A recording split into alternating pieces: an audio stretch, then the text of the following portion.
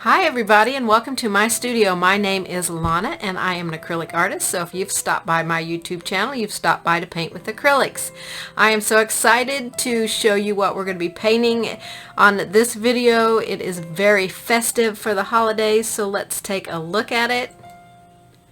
I have titled this one Christmas Eve. It just makes me think of Christmas Eve with the snow outside and a candle in the window and just all the things that makes me think of Christmas.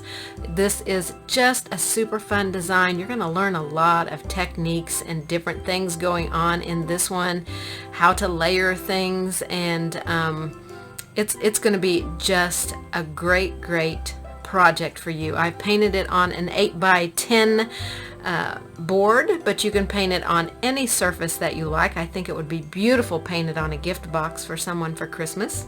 And I will be using Deco Art Americana acrylics on this project. So let's grab our paints and supplies and let's get ready to paint.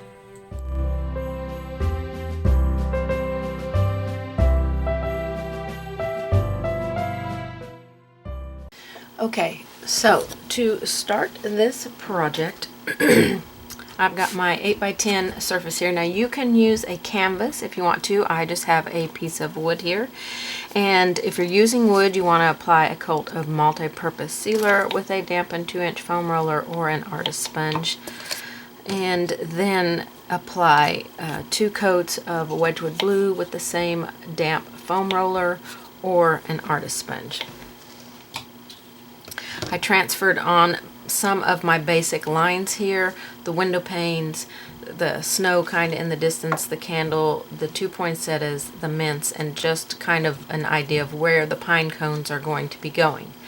So we want to start by working in the background back here and get our snow in. So I'm going to have on my palette my Wedgwood blue,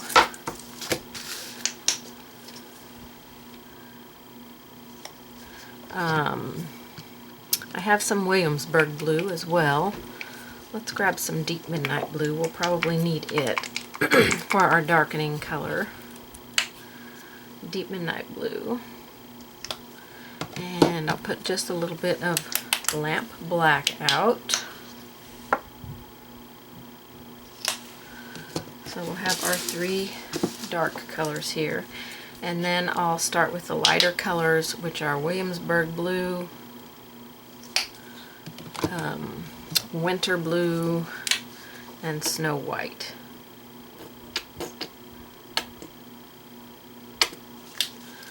Winter blue and snow white.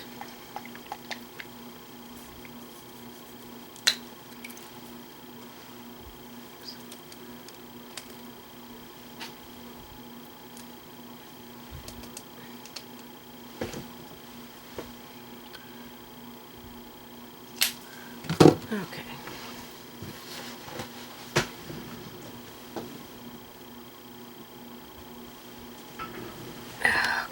Alright, so we have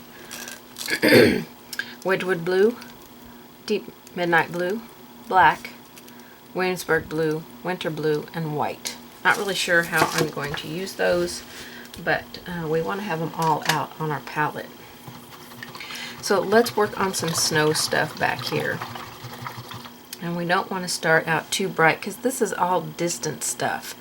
And we're not going to worry too much about our lines, although I think I am going to transfer them back on real quick with a regular graphite pencil, because the pencil that I used here might disappear when I paint over it, and I don't really want these lines to disappear, so I'm going to just put them back in very quickly. Hopefully get them back in the spot that I drew them in. And then when we apply some paint over this, then those will stay there and we'll be able to see them to paint them.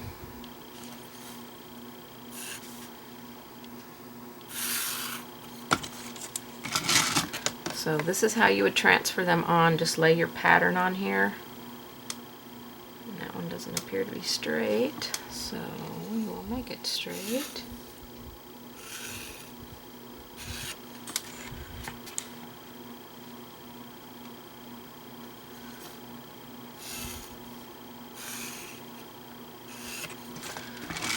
didn't have mine on there straight to begin with.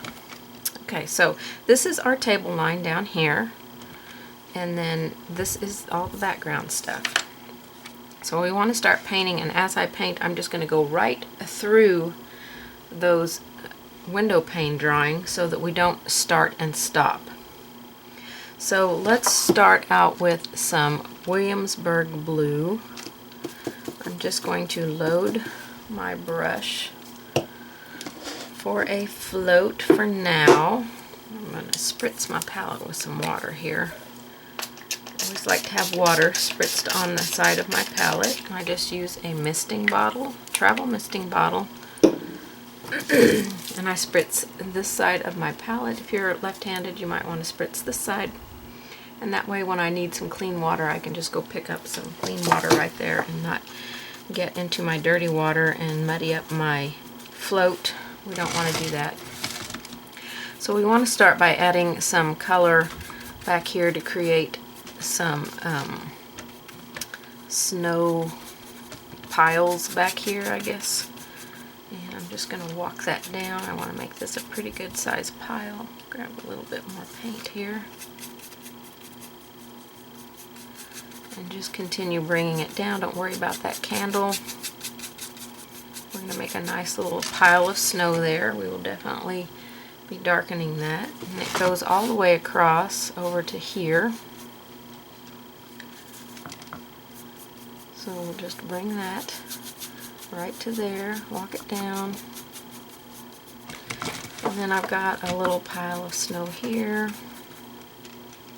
And I might want to give that a little bit more of an interesting shape or something. It's your snow pile. Be as creative as you want to be. So you see how I'm painting over those lines, but the lines are staying there. So we want to make sure those lines stay where they're at. Okay, let's go up here to this one and we'll work on this one. And definitely want a lot more paint in my brush for this one. I don't want it to be pointed there, I want it to be more round. Okay. And just a little bit more paint in this one. I'm going to have it kind of going off this direction. I'll put more paint over here on this one.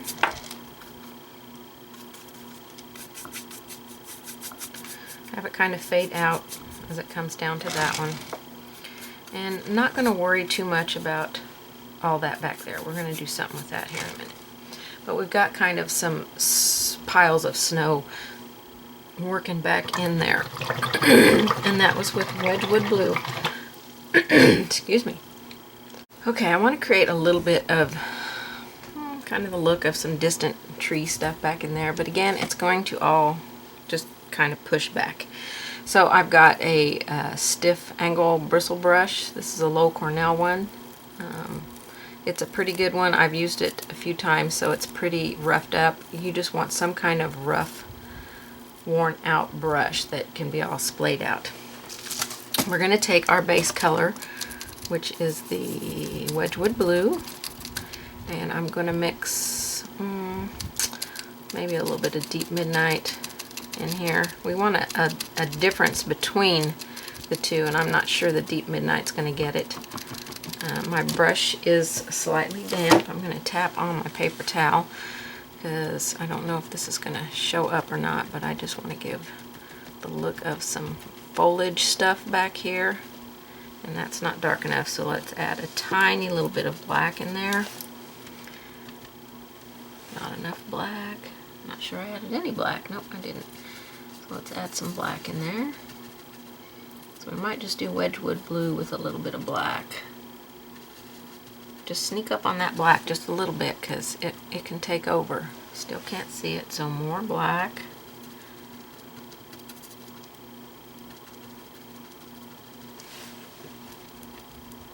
Okay, you can see that now. This is just some, you know, it could be any kind of tree back here, a bush or whatever.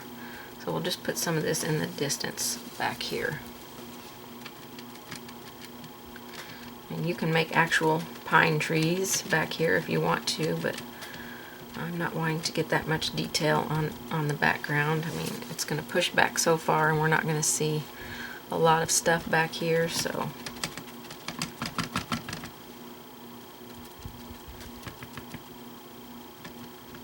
by the time we get it all done.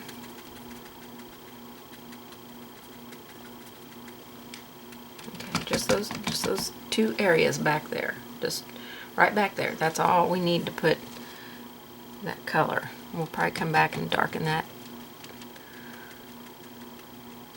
And we'll add a little bit of light stuff onto it to give the illusion of some snow maybe being on it. Okay, so I'm going to wipe my brush out. And then we'll pick up some of the I don't want to go straight into Williamsburg blue, so I'm going to take the base coat and a little bit of Williamsburg and mix them together. Get a little bit lighter blue, tap my paper towel so I can release some of it off the tip of the brush, and then we'll tap some of this in here. And again, you know, it will look like whatever it ends up looking like. We don't have to make it specific to look like anything. We're just giving some illusion of some stuff back here, okay? So don't freak out about it. I'm going to stay out of the window pane right there because I don't really need to tap it in there. I mean, I can go down in it a little bit, but my highlights are going to stay mostly out here on the tips of stuff. So that's how we're going to get our background trees in there, and we'll probably come and lighten them up in just a minute. I'm going to go ahead and wash this brush out, and we'll use it probably here again in a little bit. And then we are going to add a little bit of dark color in here. Go back to my angle brush that I was using earlier. Okay, so I want to take my which one is this? This is Wedgwood Blue, and I think it's too bright. Let's go with the Deep Midnight Blue. Put this color in through here, in between our layers. We'll come back and add some, we can add some little shadowy areas in the snow, you know, wherever we think it might look appealing. Just add some little areas where we can create a little bit of shadow. This is Deep Midnight Blue. We want to go below here. If you're worried about getting on your tabletop, just go and tape that off with some Scotch tape. It's the best way to do it. Alright, we want some shadow stuff starting there, and then we want it to darken between the two. So this should be a pretty fast process here. We shouldn't worry too much about how we're going here. Take my Deep Midnight Blue, and we're going to add a little bit of black in there, a little bit more black. We really want this to be dark.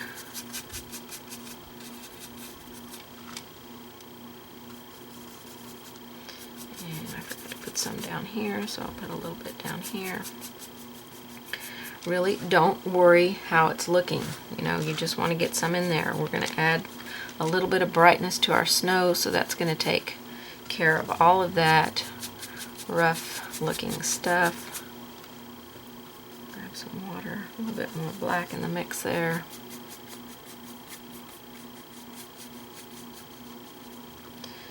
I don't feel like my black is mixing in there very good.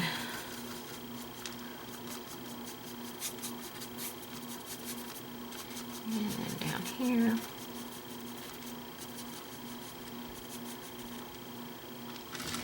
Okay, I really want that to be darker. Oh, that's Payne's Gray. That's not black. Let me grab my black. Okay, so that color, the whole time I was calling it black, it was actually Payne's Gray, which is a dark transparent blue. I love that color. So now I'm going to grab a little bit of black and mix it in there.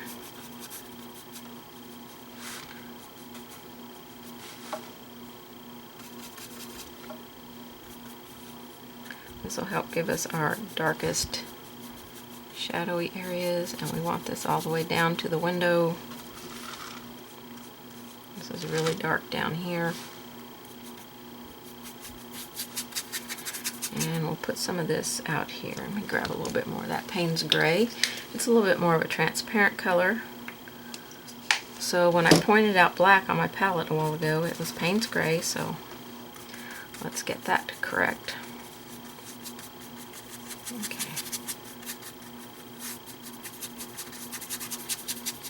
Bring this Payne's Gray all the way down. I want to cover up most of that background color that we put on there.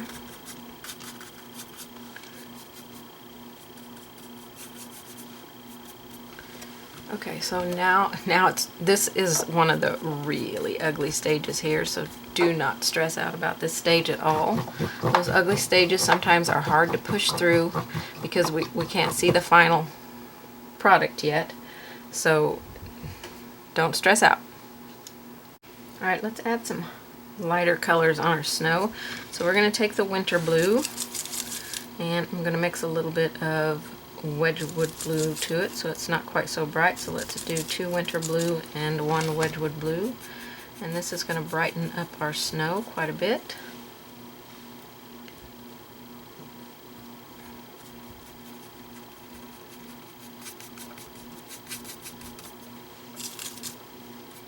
We don't want it super dry. You can probably now, if you want to, avoid the paint, but you don't have to. So go all the way down to that candle. I want a lot more paint on my brush. 2 to 1 here.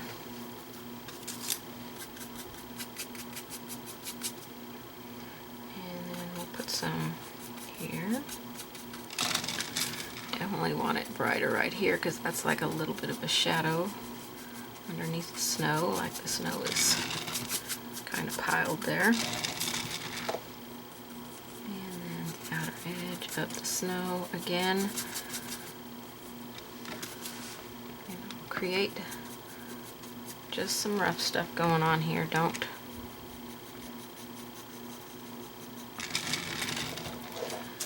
worry about perfection.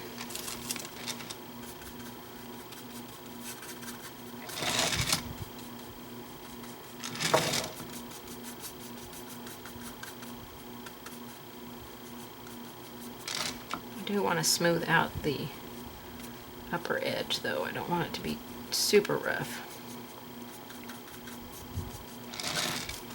Alright, then we'll go over here. I'll get a little bit of water in my brush.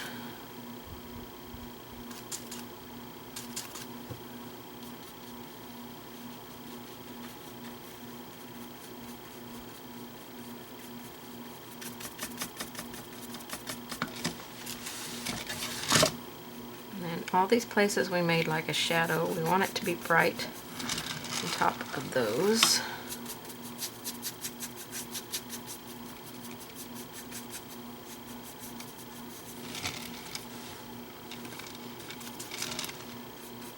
And then here we go, the shadow, and then load more paint. I'm just brush mixing, so just mix as you go. Let's make this a little bit smoother edge here.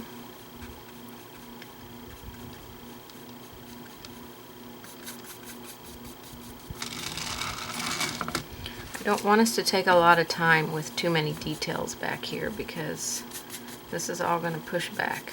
Okay? I'm going to take just a little bit of white and mix it in and just touch the very tops of my snow.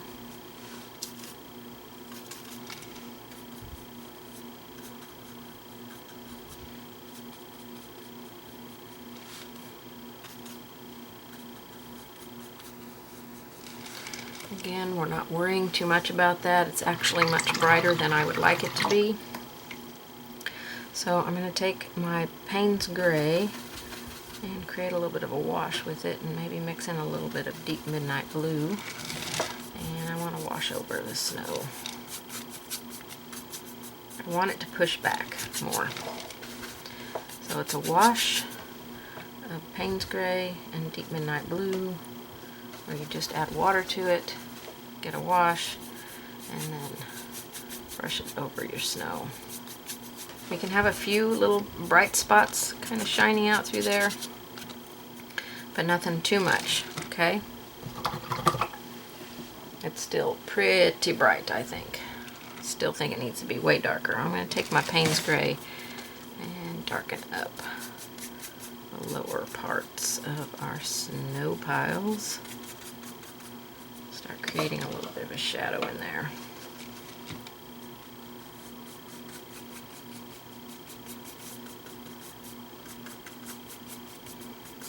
That's the Payne's Gray.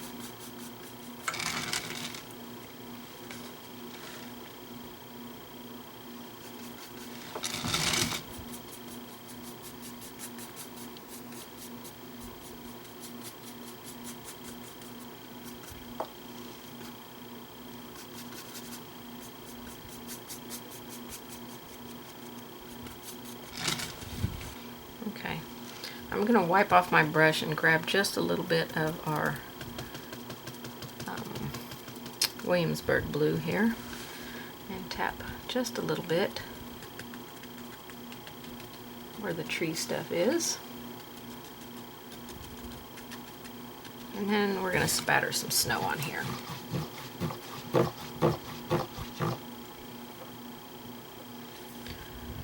Okay. I still want to not have that snow quite so bright. Ooh. This is our base color. I'm just going to wash over it with the base color. Ah, there we go. Much better. Wash over it with the base color.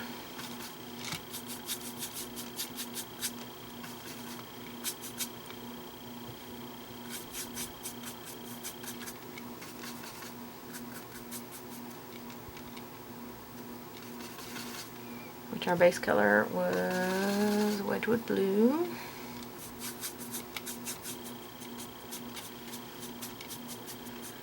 Okay, that looks much better.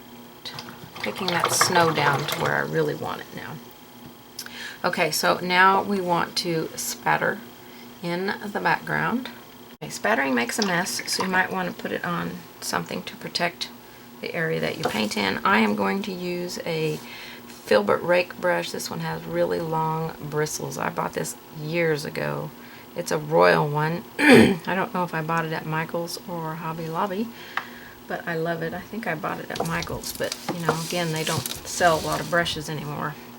So I'm going to take my winter blue and thin it down with some water. And I'll take my other brush and just kind of begin tapping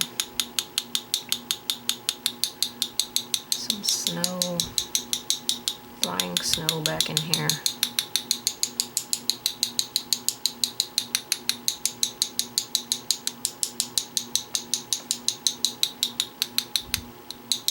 I'm going to concentrate it more here in the center, where we'll probably see a little bit more of it. And that's just with winter blue. I don't want to do any other color but the winter blue, because you know, I'm keeping it distant stuff. Okay, so now this should dry pretty quickly because it's mostly water. We're going to get ready to add on our stripes for our window panes. Excuse me. Okay, so if you got a lot of paint in your window panes that's thick, before it dries, take a damp brush and wipe it out. My paint was pretty thin, so I didn't have to worry too much about it. I'm going to tape off now my vertical lines for my window panes, just with some Scotch tape.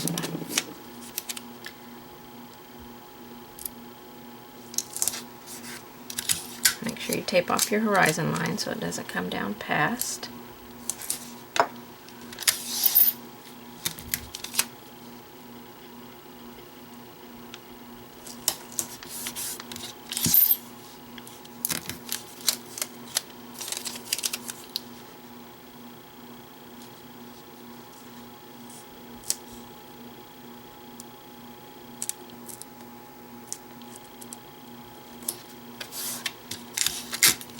You want to make sure your tape goes out past the end so you can peel it off easily. Okay, so we've got that on there. We are going to base this in with some cocoa. We're going to have our window panes be brown. You can have yours be white if you would like. Grab a makeup sponge, and we're going to pull a little bit of cocoa onto our sponge. Makeup sponges are not absorbent, so don't put tons on there. We're just going to do a straight up and down tapping, and we'll do a couple of layers on here.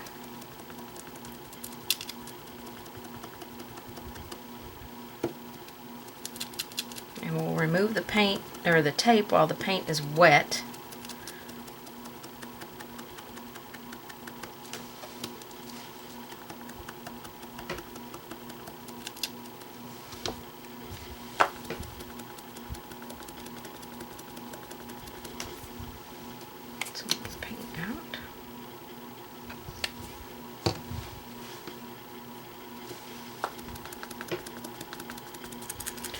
Definitely would take a couple of coats to get this to look like cocoa, because you know, that blue in the background is going to change the color of it. So I'm going to get this coat, let it dry a little bit before I start tapping on the second layer, because if I start tapping it on now as it's starting to dry, it's going to become tacky and it's going to lift the paint right off of the surface. So give it time to dry. If you've got a little fan, you can fan it and dry it. But I'll just go off camera and let it dry and get my second coat on and come back so we can paint the horizontal line. Okay, I've got both mine painted on. My top one up here is still pretty wet. But I want to take some Payne's Gray, a float of Payne's Gray. I really want this to be dark. So if Payne's Gray isn't going to cut it, I'm going to add a tiny little bit of black in there.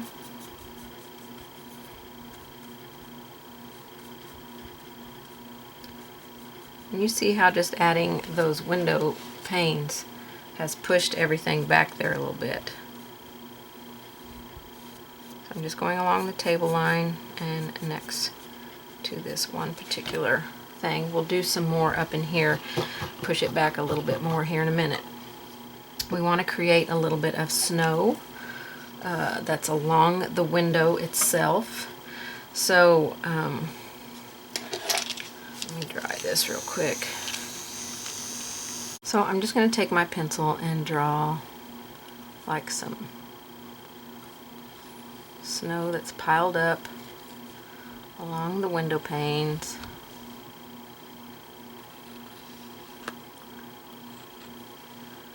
This is where we're going to paint our snow in. Maybe not quite that big right there. That's a ginormous little push out right there.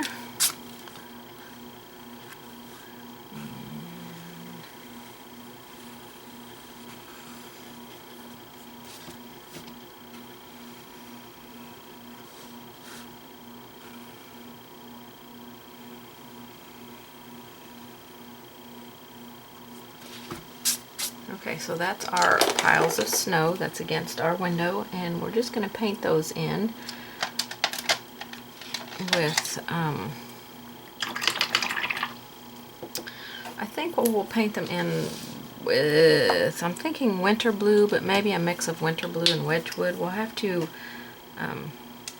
darken them, you know, add a little highlight. So let's do a winter blue and Wedgwood. Let's do a 1-to-1 mix, or a 2 winter blue and 1 Wedgwood. And again, now if this really concerns you about getting on your window, we could paint the snow in before we paint the window panes, which would probably be ideal. Or you can just come back with your Scotch tape and tape off that one. I'm just going to try and be careful. So I'm just using my round brush here.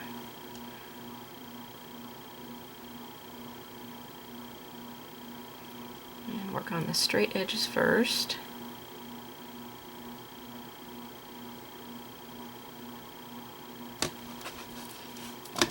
And this is 2 winter blue and 1 Wedgwood, which Wedgwood is our base color.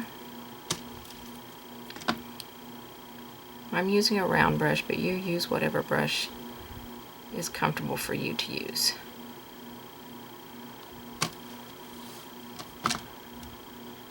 And then we're just going to go along and put all of our snow on, just like this, with that mix.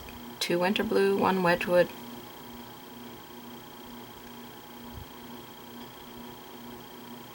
And I'll go off camera and finish the rest of them because they'll all be done the exact same way. Okay, so we've got it base coated and I just put 1 coat on there. I didn't do 2. I'm now going to float along the side here, or next to the window pane, with some deep midnight blue.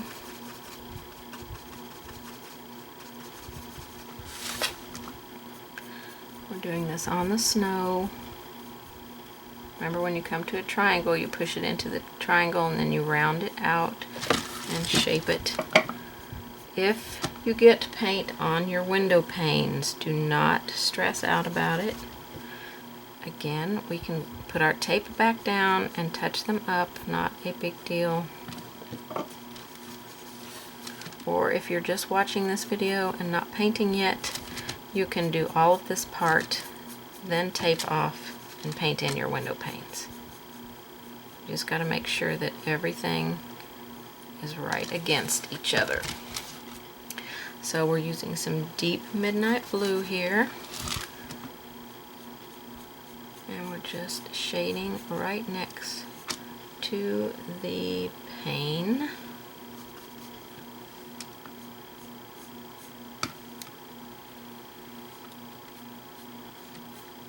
Cleaning up with the water edge of my brush there. I'd have to go down to a smaller brush.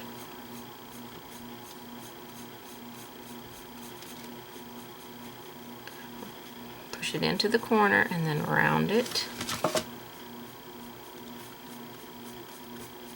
And I'm just pulling that paint as I go.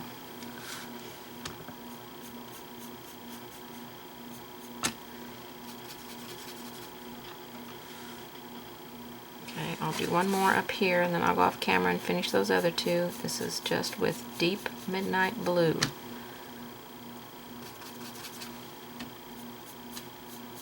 Push it into the corner and round it, push it, round it by making a C stroke and then pull it straight up that edge.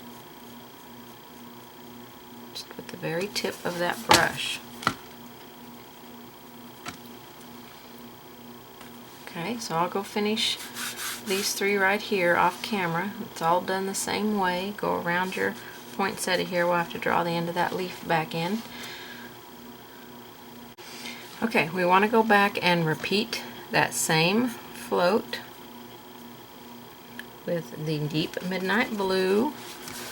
So just do the exact same thing. Again, we need to darken that float a little bit.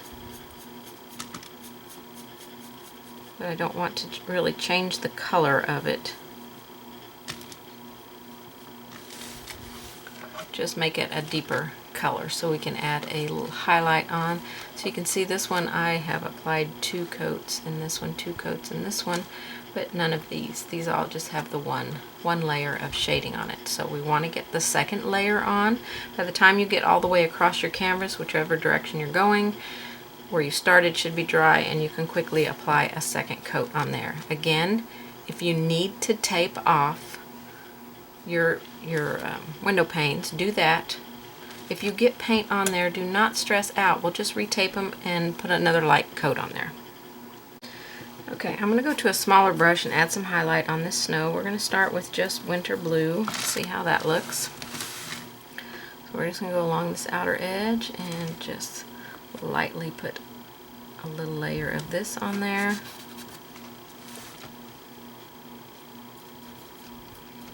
And I'm using a much smaller brush so it doesn't go across the surface, so I will have to reload many times. Smaller brushes do not hold paint, a lot of paint. So we're just going along our edge here.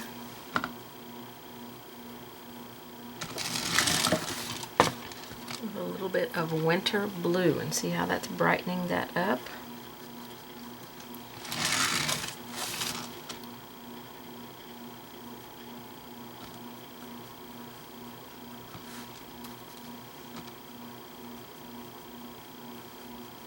Go up on the edge of your brush if you have a narrow area that you can't,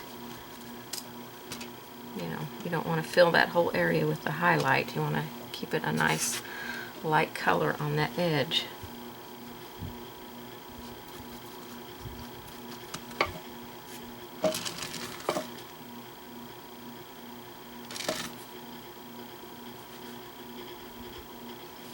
And I'm not laying my brush flat, especially in these smaller areas. I'm kind of staying up on the edge and just skimming across there. If I've got a bigger area where I can lay it more flat, I will certainly do that, but I mostly am just kind of skimming the tip across. It's just side loaded on that corner for a float, just a little bit on that corner.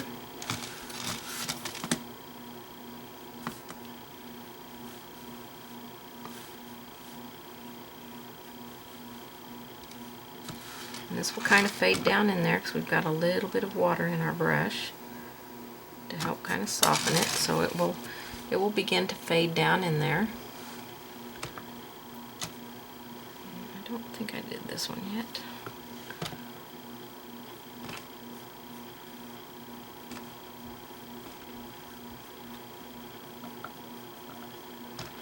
Okay, and we won't really get a highlight down behind that candle because it's kind of right up against that edge, so just slightly pull it down into there. Well, we could bring it down a little bit farther, just kind of give the illusion of some light kind of hitting behind there. So that will mostly stay dark along there. Okay, and that was just with winter blue. So now we can mix winter blue and white. So I'm going to mix like a 3-to-1 mix. So winter blue, I'm going to dip in it once, twice, 3 times, and then dip into my white. It's not dried out here. 1 time. I don't think I got any. And then I'm just going to brush mix those.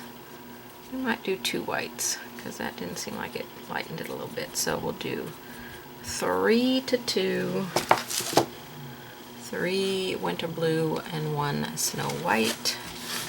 And with this color, we don't want to go all the way across. We just want to find a few areas and make them brighter.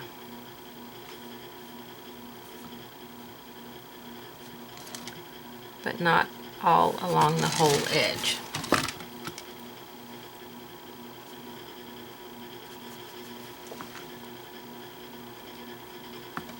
Definitely need water.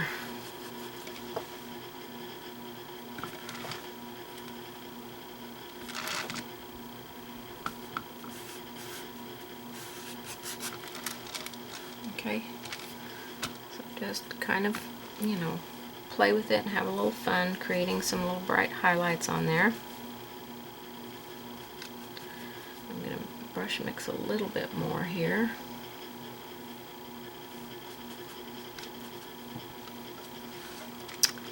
And let's see, I don't think I did this one yet.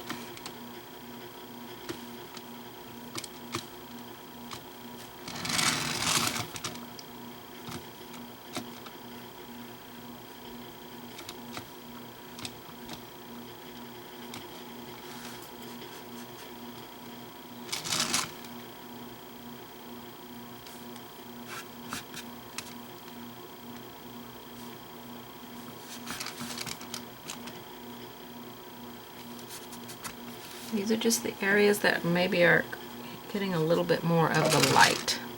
Let's say the moon is shining, there's a light on outside, just a touch more light. And I think I got them all. A little bit of highlight on there. And you can go back and repeat any of them that you feel needs to be a little bit brighter.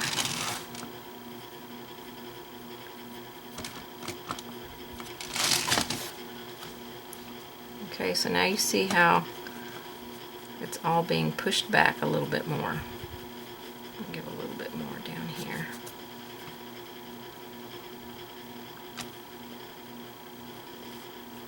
I'm going to widen some of these highlights just a little bit. Make that snow really look piled on there. Just with what's left in my brush.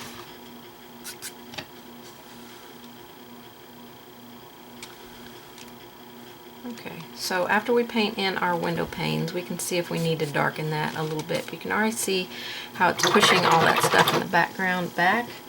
It's not pushing it back far enough for me, so I'm going to grab my Payne's Gray, a wash of Payne's Gray,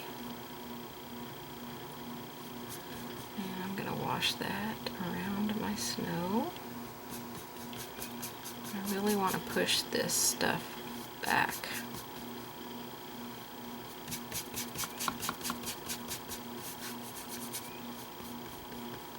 A wash is 90 to 95% water and 5 to 10% paint. So you're really just tinting water there. That pushes that back quite a bit more. So I'm going to do that with the other window panes. Go around my candle here. We're going to get ready to start adding some base coats in to some of our stuff down below.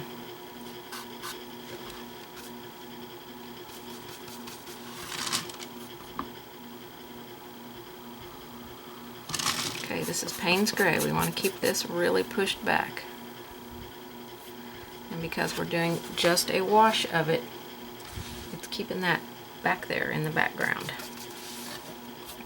We don't want our snow on our windows and our snow that's in the background to be the same color, because then we don't get the depth that we need. So we need that wash of Payne's Gray over it.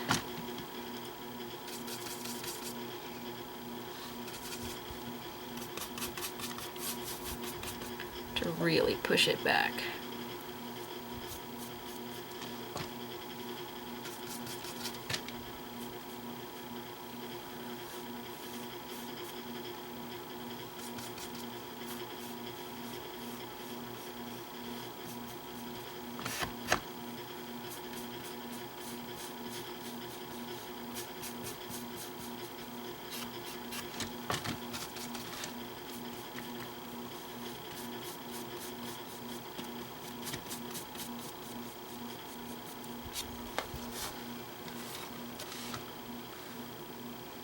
Okay, and I might even do that a second time on there when that dries. But that's getting a little bit more depth. I really feel like our snow could be just a touch brighter than what it is. So maybe I'll take a little bit of our winter blue.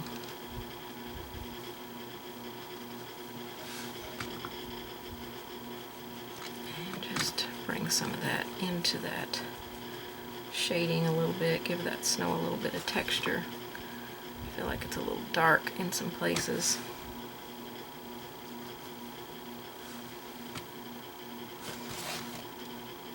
Oh, I think I took my shading over my snow here.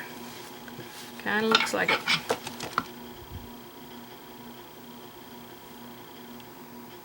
We don't want it to go over our snow, just in the background. I want that snow around the window to be much brighter than the snow that's in the background.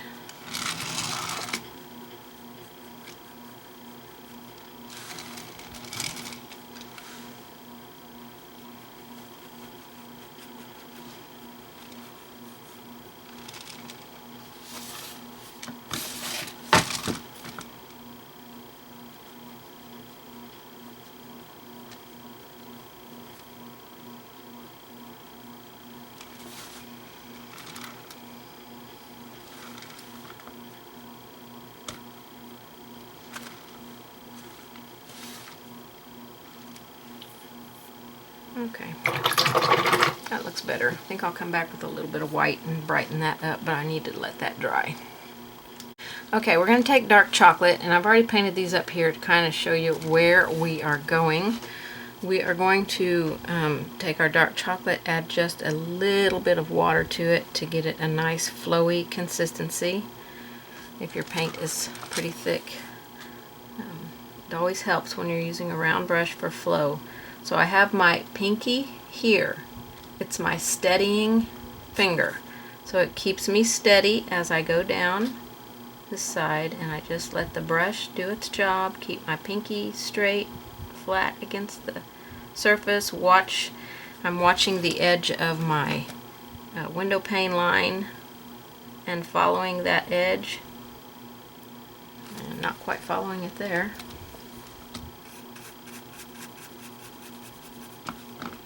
And my window looks crooked.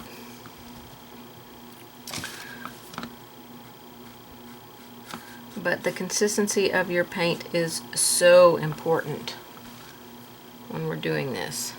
It has to be a thinner consistency so it flows off. Don't give a ton of pressure to your brush so you don't make a great big fat line. I'm just using a one round brush here. I'm going to go over here and do this one.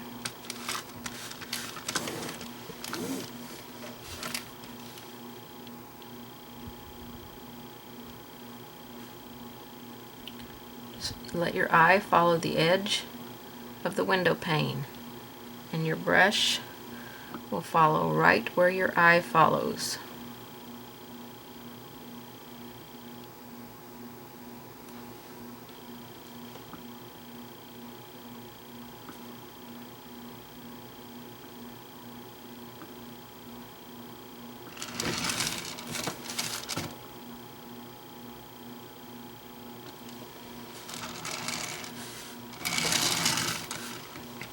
I'll do this one. I need to get a little bit more water in my paint here. We don't want it so thin that it fades away and you can't see it, because you don't want to have to do 2 coats of this. You just want to do 1 coat.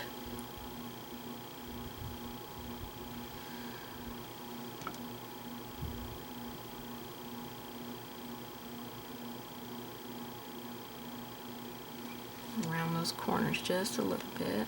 Try and straighten that up. That got a little wobbly.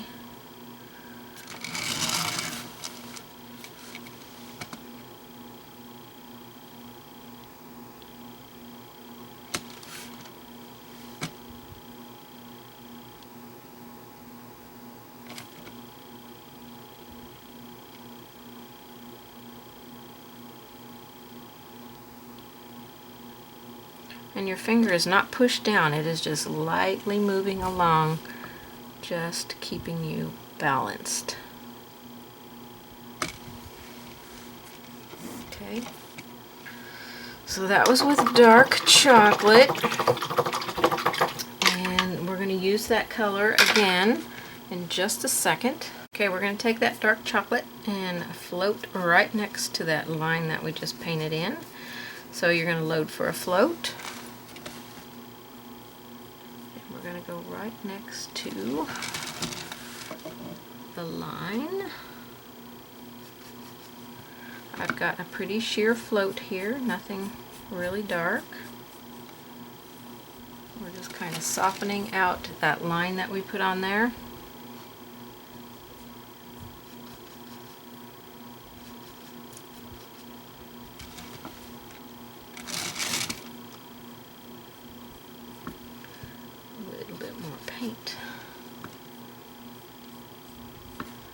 Every time I load my brush, I go touch my paper towel to get the excess paint off of the tip and the excess moisture that I don't need out of the brush.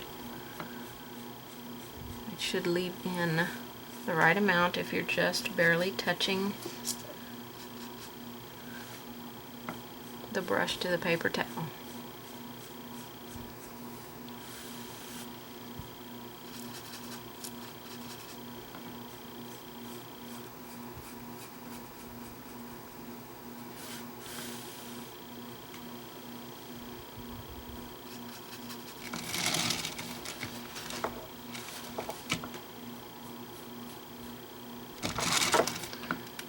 Going to go on each edge of this.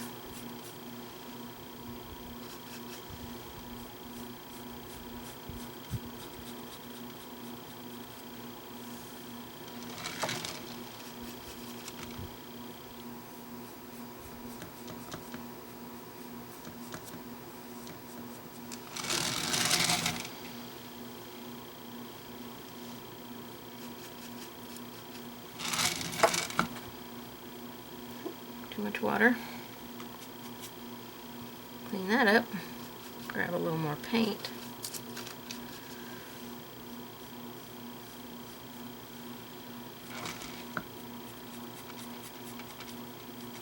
Don't want to add too much water there.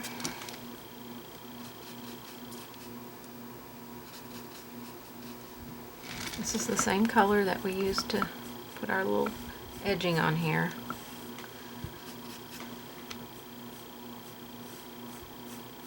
Now you can pre-dampen if you're a person who can't get the right amount of water in your brush for floating, then you can certainly pre-dampen these longer sections, or any of the sections for that matter, if that will help you do your float a little bit easier. I need to spritz some more water on my palette here. So I'll just go off camera and do this other section here and be right back. Okay, let's take a small round brush now and our dark chocolate, and we're just going to streak a little bit into these window panes here. Give them a little bit more of a rustic look, like we're at a cabin or something. So we're just going to streak some wood grain in here. Just using the tip of the brush, just let it, with that thinned paint that you thinned for your float, I'm just going to let some of this just slide through onto the window pane, create a little bit of texture in our wood.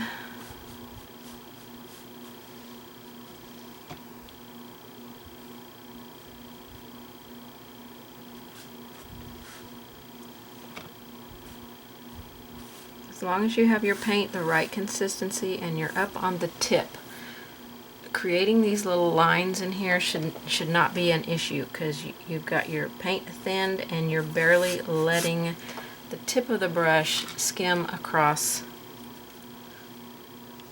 the surface.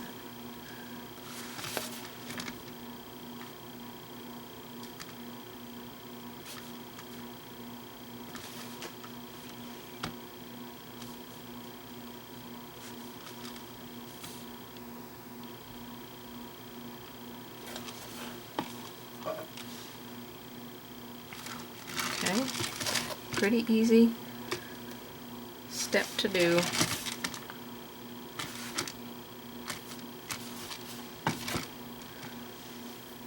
Okay, so I'm going to take some light buttermilk, I think, and I'm going to mix some of this in with some of my cocoa, and we'll create a highlight color for our window panes. Okay, I'm just going to mix the cocoa and light buttermilk, just brush mix. Let's just try 1:1 here. 1, 1, just brush mix it. We'll see how light this is first. And create some highlights in here. Add a little bit of water to that paint to thin it so it flows. And we'll just add some highlights in the wood. 1 cocoa, 1 light buttermilk. If it's getting too light for you, you can add a second cocoa in there. Again, you're up on the very tip of the brush, just letting it lightly skim across.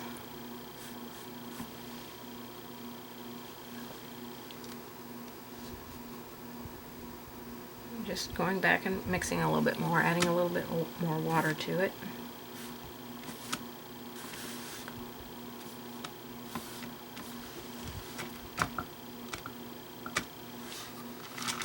And then we're going to go across this way.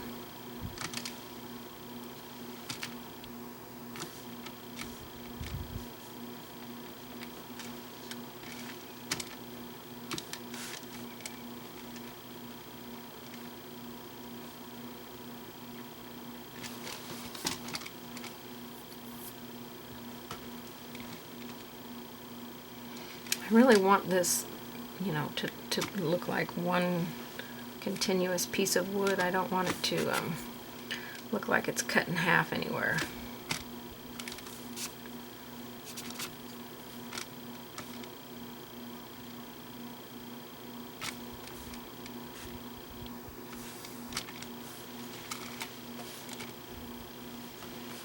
give it that kind of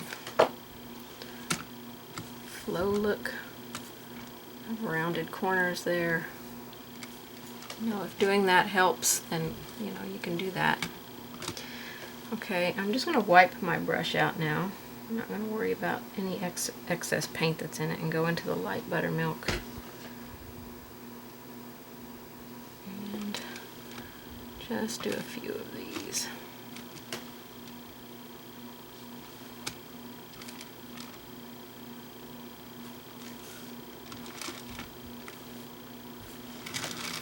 Maybe a little bit bolder and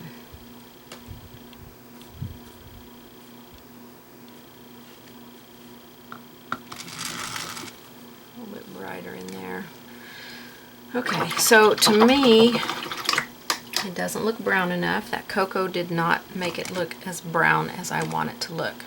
So I think we're going to wash over these window panes. So let's wash over them with some of our dark chocolate. And I think we might use maybe a little bit of Payne's Gray on them. So I just created a wash. You know, a wash is 90 to 95% water and 10% paint. And we're just going to wash over.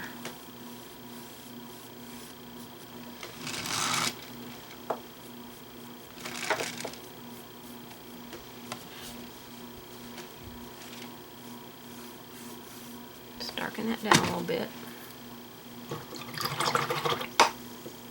We definitely have to shade at the bottom. So I'm going to make, I think, like a soft black color. So I'm going to take my lamp black and my cocoa, or my dark chocolate, and I'm going to mix them together. So soft black is a brown dark color that's, you know, it's like it's black and brown mixed together. So that's what we want to do. We just want to take a little bit of black and a little bit of brown, mix them together. I'm going to start down here and shade next to my, a little bit more black in there, I think. I want it to lean a little bit more towards the black side, but have that brown in there. So it's really like a super dirty brown.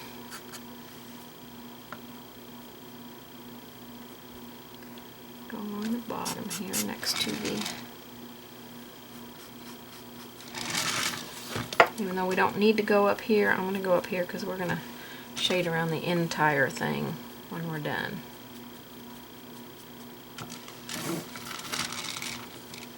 Okay, and I think I'm going to take this color.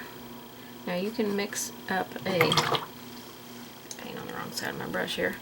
You can mix up quite a little bit of this, so you don't have to brush mix, but I'm just going to brush mix my brown and my black together and go around the outside edges here.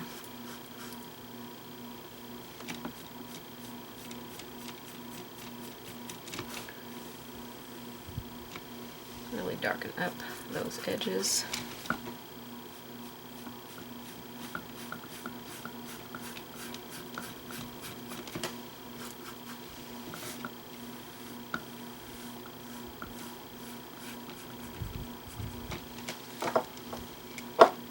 It's black and dark chocolate mixed together.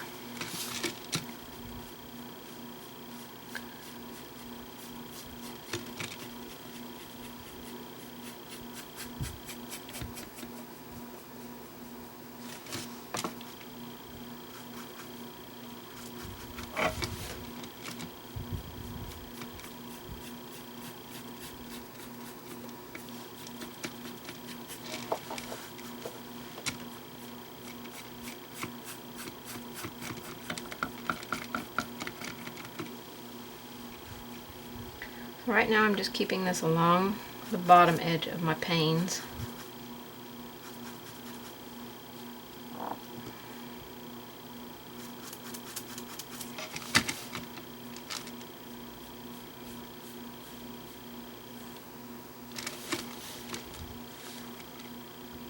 And to the left.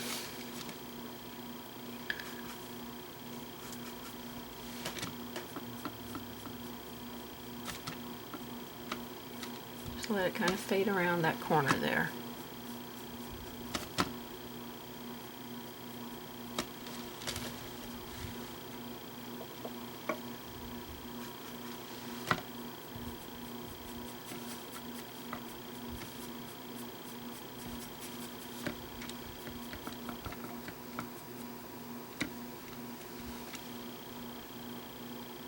Okay, I actually think I'm going to go all the way around with it as I look at it.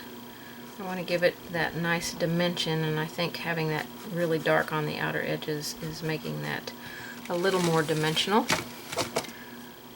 giving it more of a raised panel look. So just that black and brown mixed together.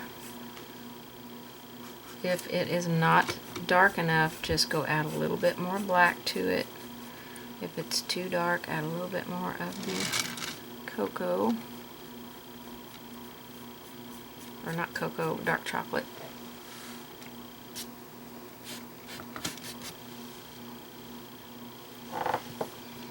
Keep your brush nice and moist. Don't let it be dry when you're doing these kind of floats, but you can pre-dampen if you have trouble with that. So I definitely need more brown here.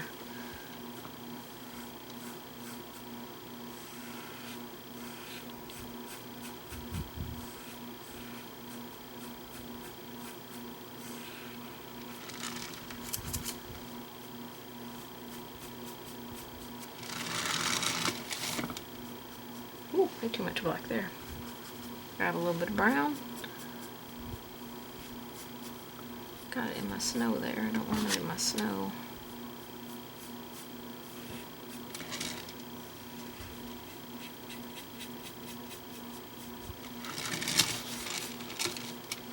Okay, that's making them look much better. A little bit more dark chocolate out here.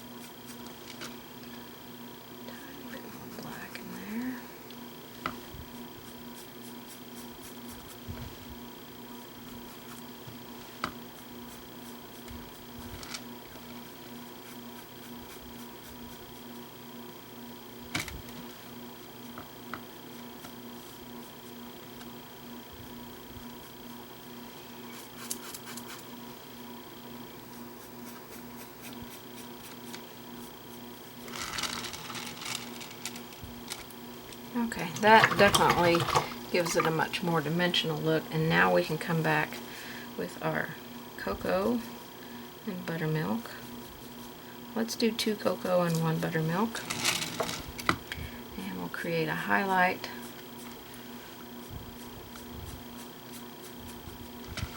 up here along the edge, or what would be the edge.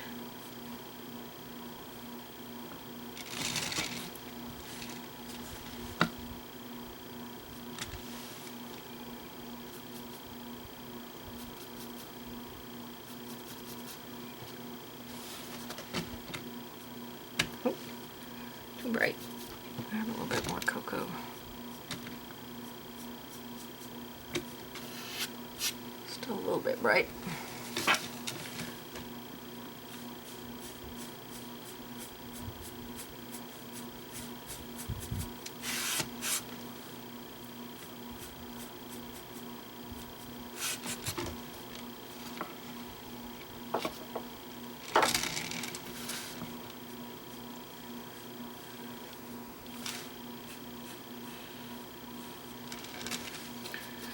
You can really do as little or as much detail to these windows as you would like.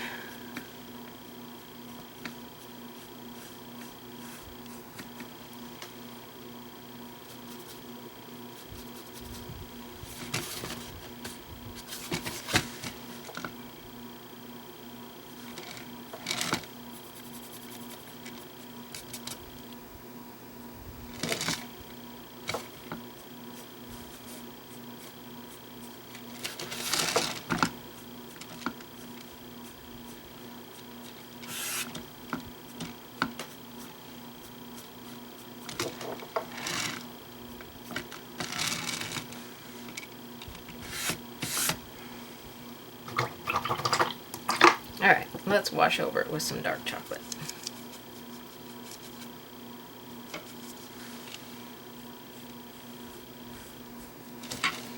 And I'm going to leave the window panes for now because we can really play around with them and work on them forever.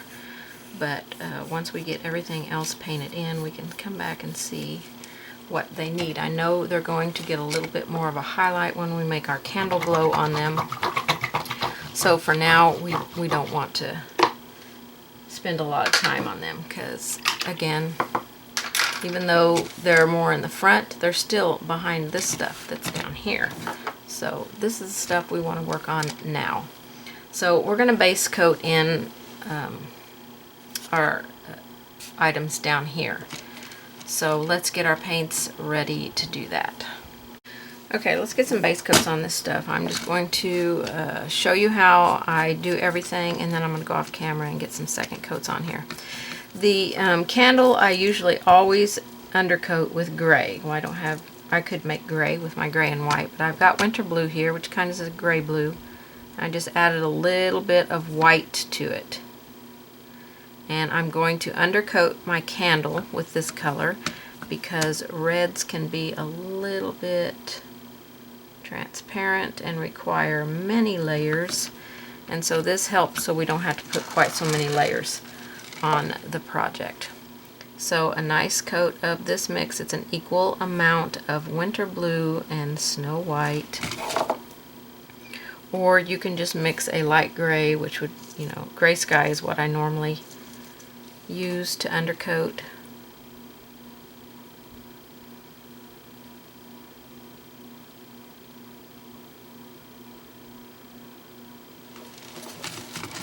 Make sure your coats are nice and smooth. There's no ridges in your paint.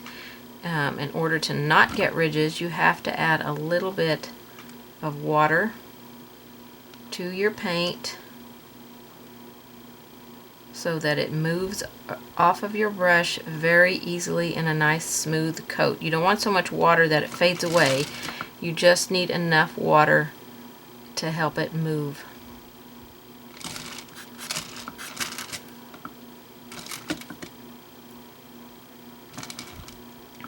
Okay, I don't think we can see any more of the candle past this point. Okay, so that's going to be the undercoat for the candle, and then you're going to come back and apply 2 coats of tomato red. I just wanted to show you the undercoat, make it a nice, smooth, pretty coat of paint. It's going to help so much in when you put your top coats on. Okay, so the poinsettia, we're going to take aloe. It's a very pretty color. I love this color. But I'm going to mix a little bit of white with it. So again, there we're going to maybe do a 1-to-1 mix. And we're going to paint all of our leaves in with this color. Or all of these are the petals on the flowers, not the leaves. And I've got one here, but I've kind of lost its line. And these are kind of fat out here, and then they come really thin to where they connect to the flower. So that one's a little fat, but we're just going to leave it. It's already painted in.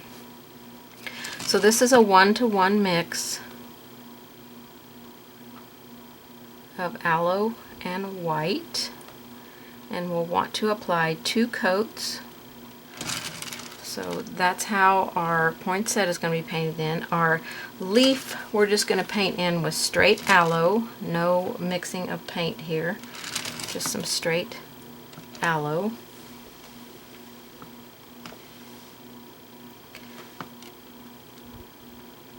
So we want to make sure that our leaf color and our petal color are different. So if they are too close together, add a little bit more white to your mix. Okay? Especially when you put your second coat on there. The peppermints down here, I'm going to base them in with that same mix that I did the candle, the winter blue and white mix.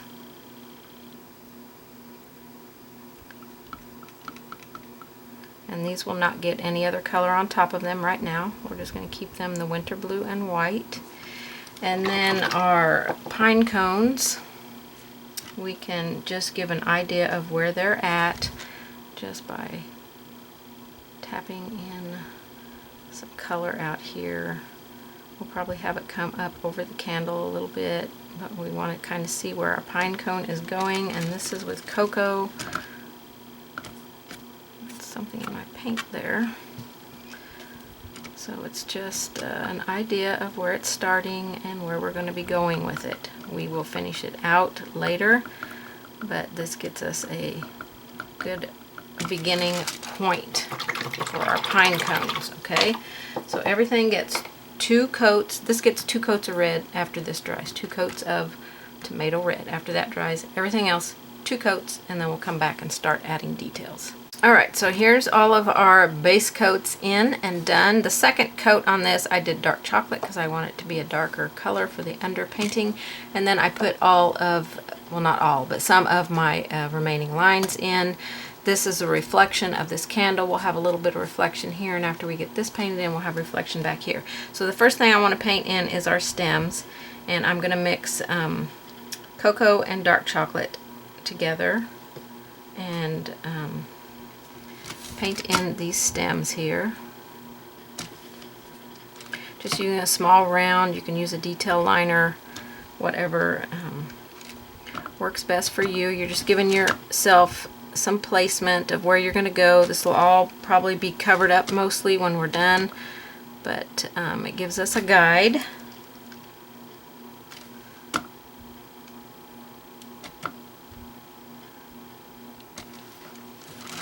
Add a little bit of water to the paint, thin it down.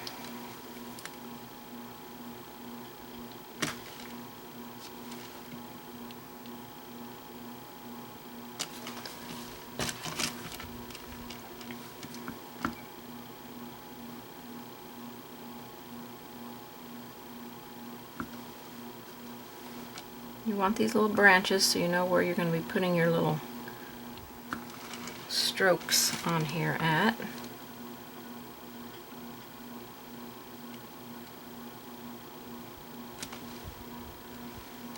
It kind of helps guide you a little bit. Okay, we can go ahead and do down here, we can do these as well. Keep these a little bit more narrow.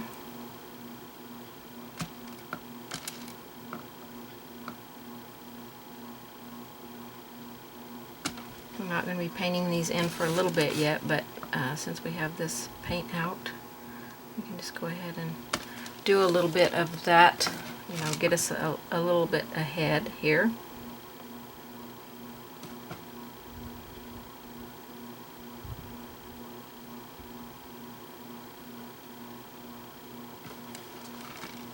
Okay. All right. We are going to take a round brush, a Foreground, and we're going to start painting in these things back here. I've just got 4, so I may add another one so we have a little bit more of a balance on here. I may add another one over here. Okay, I've mixed some leaf green and lamp black, about an equal mix, probably a little bit more leaf green than lamp black. We want it to be this really dark color. And we're just going to start applying some little strokes on our branches here. I'm using a 1 round. We'll come back and add some highlights on here. The highlights will really define where the strokes are, but where you put your little branches, that's where you're going to stroke.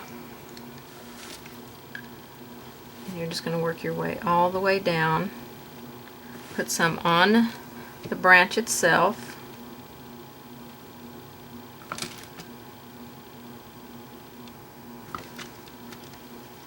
These are just little dab strokes here. We're going to give the illusion of some kind of pine stuff here, but you know, it doesn't need to have lots of detail like some of our other stuff is going to have. And I'll just pull a little bit of that down into there. Just some dibby dabs.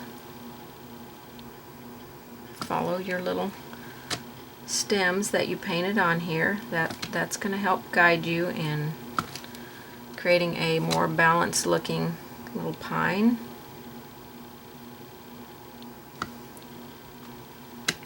And this is just a dark green color. We'll come back after we're done here and add some that's going over the flower. For now, we want to keep it kind of off of the flower and the leaves and things like that.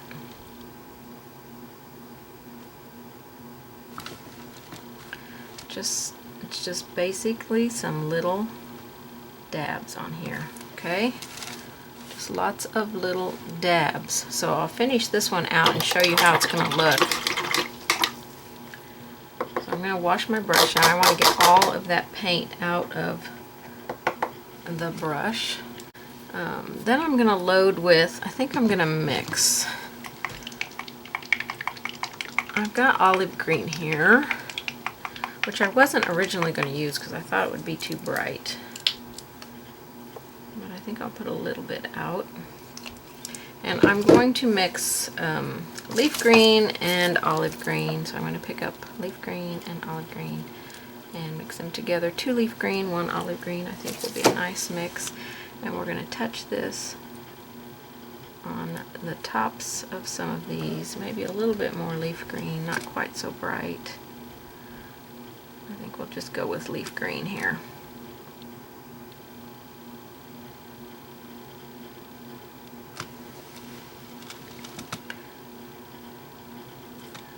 And again, you're kind of following some stems, so it should look like little clusters of green stuff going there. We're just using leaf green. That olive green was too bright. So I have a stem here, so I'm going to follow it.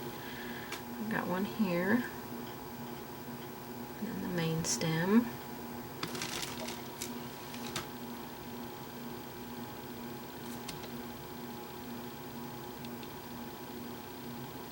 Just creating some little highlights on those.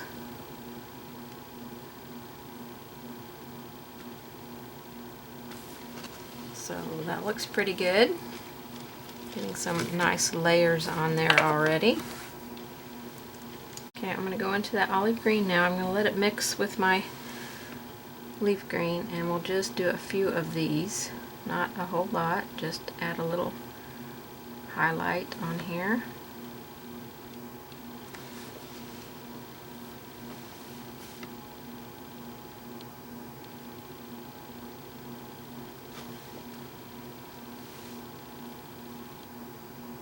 Don't put as many as you did the other colors. You'll have mostly the dark green, a little bit of the leaf green, and then even less of the bright olive green on here.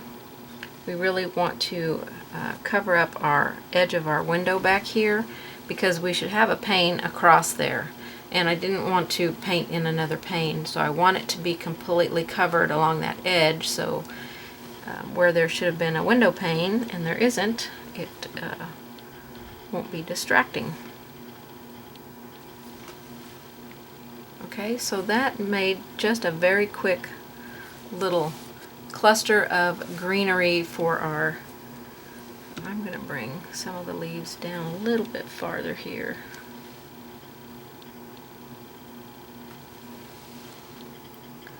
Closer to that.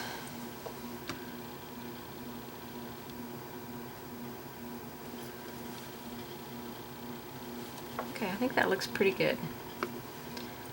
So we're going to leave that one like that. I'm going to go over here and do these 3 the exact same way I did that.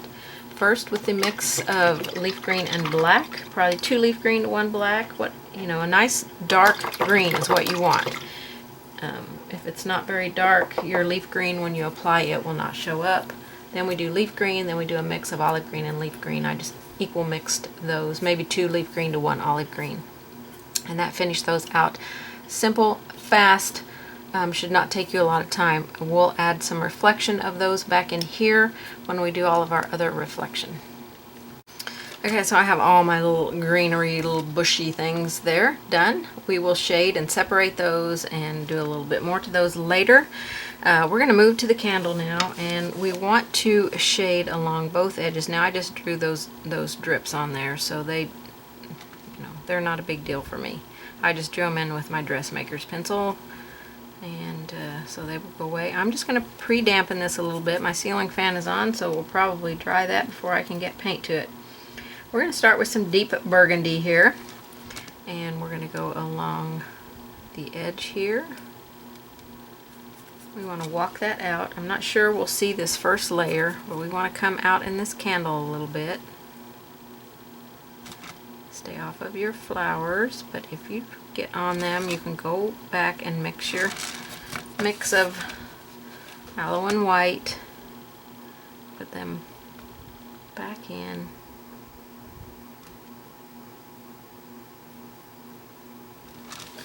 This is deep burgundy. Ooh, there's a lot of paint there. And we're creating these shadow areas on this left side right now, the shaded area. And again, that won't show up a whole lot, so not to worry. We'll be darkening. First layers on red rarely show up, but it gives us a good start for where we're going. We're going to go down this other side as well. We want this to look rounded. You can pre-dampen this side as well. All the way up and then bring it out.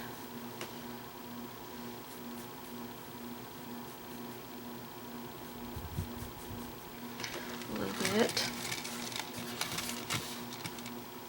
Got red paint all over my hand. I'm going to have to clean that before I get it everywhere on my project here. I'm going to put a little bit of it up here along the back here.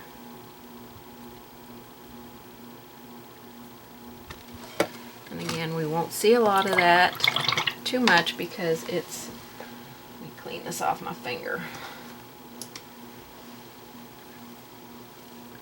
I'm also going to go along the edge right here.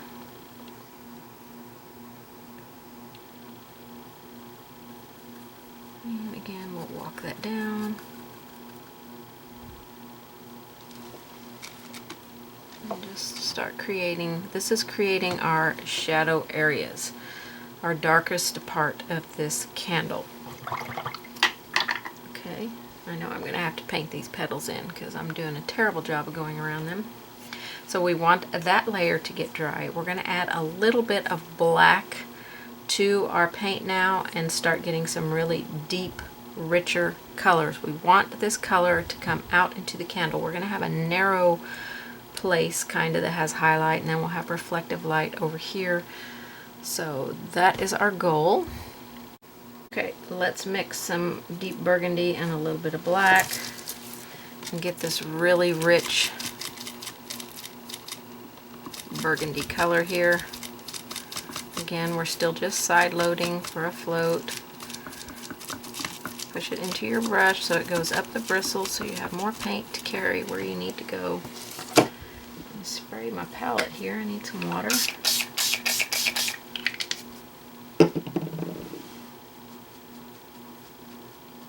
Again, pre-dampen if you need to pre-dampen. This is a soft float, so work it in your brush.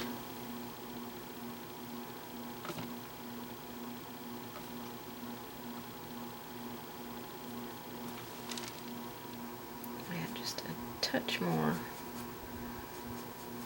the black in there. Or maybe a lot of black. Now I got too much. I've got to mix it up here. Add some more burgundy to mix it. That's really dark.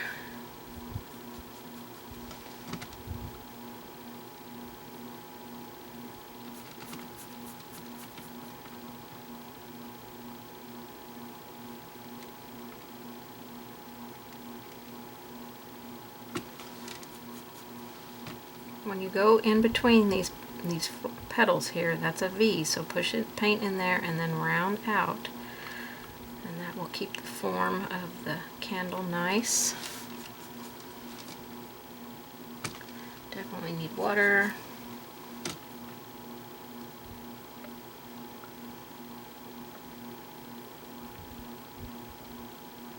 I'm just going to go around this.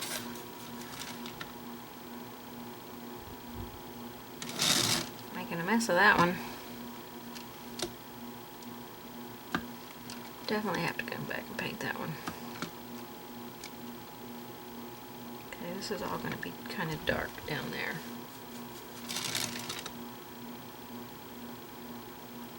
Around your peppermints. Try and keep your shape of your peppermints nice.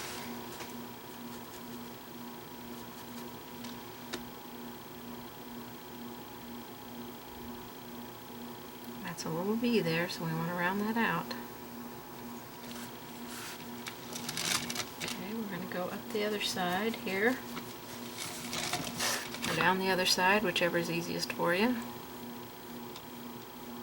Definitely need water.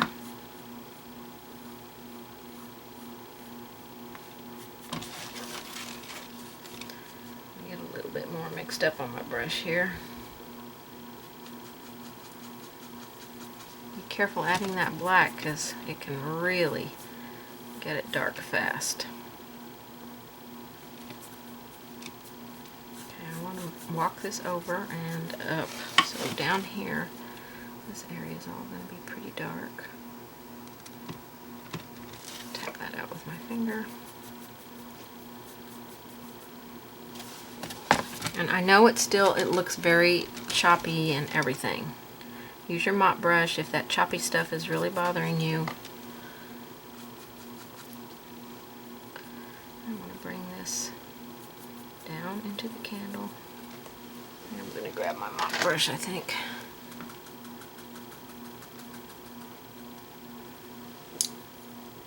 And we're definitely getting some dark stuff going on there. Now I want to let it dry, because if I don't let it dry, I'm just going to be lifting. Let me do back here along this edge.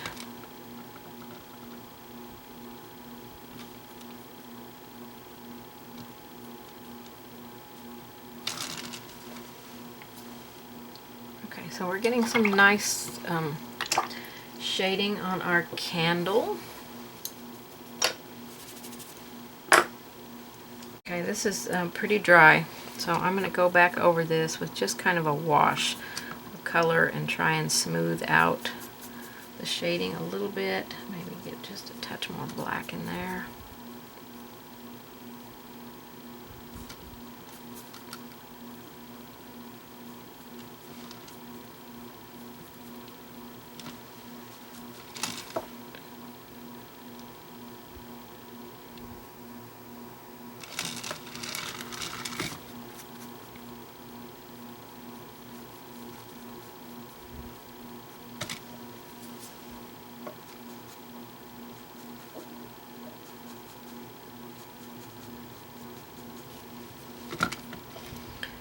I'm making a wash, making it more washy, so it's not a lot of paint.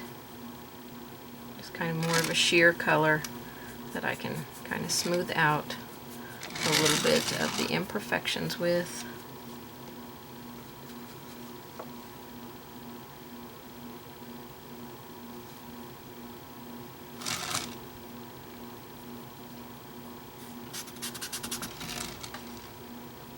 See how we're leaving a really bright highlight right there. I want to bring this over. Ooh, that's a lot of black. Go grab some burgundy and smooth that out. This is going to be pretty dark over here. Want that to kind of fade away. So we're kind of leaving a little bit of a area where our highlight is going to go. We'll have some drippy drips going on here in a minute. I want to darken the inside edge just slightly, so I'm going to take that mix, that dark mix, but add a little bit more of the deep burgundy in there and just go really close along this. Maybe not have so much water in my brush, that would probably work best. Get the moisture out.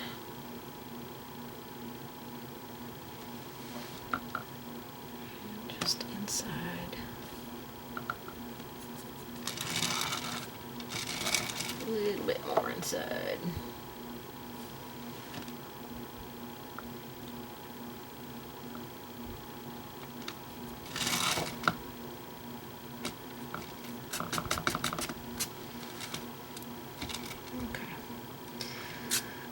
that's good enough. That's good enough. We want all that to get dry. We're going to start adding some highlights on here. So I'm not going to worry too much about how dark that candle is. I want it to be kind of dark because we'll come back at the end probably and glaze some colors over that. Right now we want to start creating our highlight. We're going to have a highlight down through here and then a reflective probably highlight out here. And we are going to start that highlight. I've got some cad orange out. I might get cad red instead.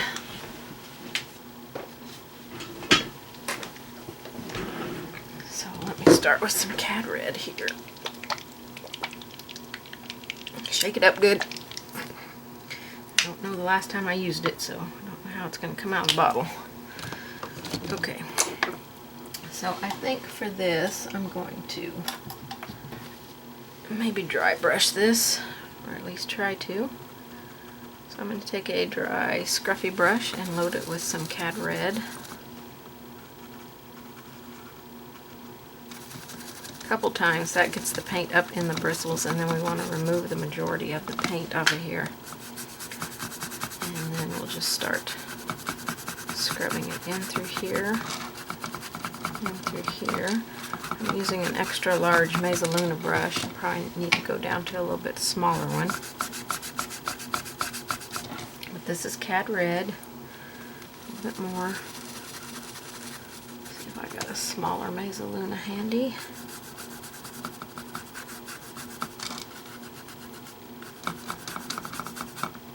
So down through here. Create that highlight that's going through there. I like to keep it kind of going straight if at all possible.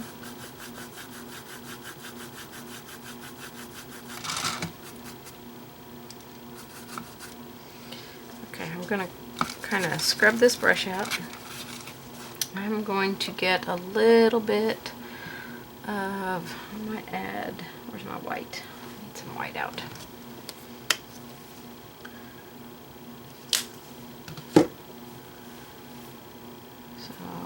Grab my tomato red out because I think that cad red's going to be too bright or too much of a color change here. So I'm going to get my white and my cad red. That's going to make, or not cad red, my tomato red with that little bit of cad orange that's in my brush. And it's making like this almost coral color here. So I'm going to start putting this in here. I want this really bright area through here, and again I'm going to wash over this with some paint at the end, a little bit of this up in here. This is kind of brighter up in here where it's getting the reflection of the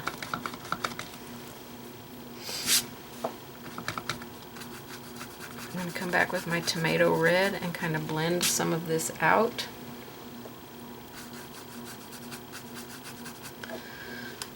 First, I want to create a little bit of a highlight on this far edge out here. With this pink mix. Right along the edge. This is reflective light. I'm going to smooth it out just a little bit. I don't want quite such a harsh line on there. Which that to me that looks very, very. So, take my little eraser, a little bit of water, and erase that back a little bit. Just removing this thin layer that I just put on there. It wasn't quite looking how I wanted it to look. I'm going to blend that in my brush a little bit more so it's very, very soft in my brush. And paint that in again. That's much better. Alright. Tomato red. Let's create a little bit of a wash with our tomato red.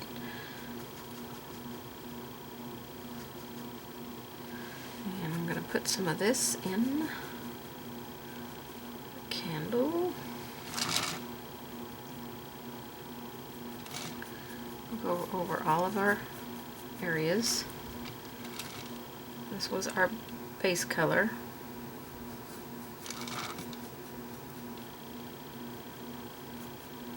Just a wash of it. It's going to help smooth everything out. I'm definitely going to have to touch up those poinsettia leaves. It's going to help smooth a lot of the candle out. And I think I'm going to add just a little bit of tomato red through here. Make that highlight a little bit narrower.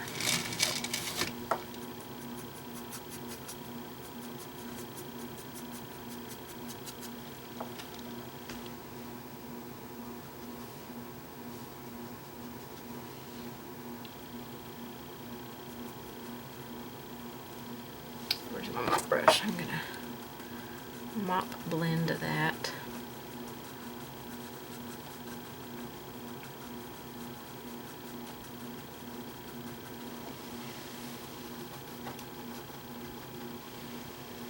Okay, it's looking pretty good. I know, I'm looking at it thinking it's looking pretty good. It is, trust me, it's looking good. You know, we're still in a little bit of the ugly stage for this candle. It's still got a few steps to go before it is done. But it's coming along beautifully. Okay, our candle is looking pretty good. I want to do a melted wax drop or two. Definitely want one there.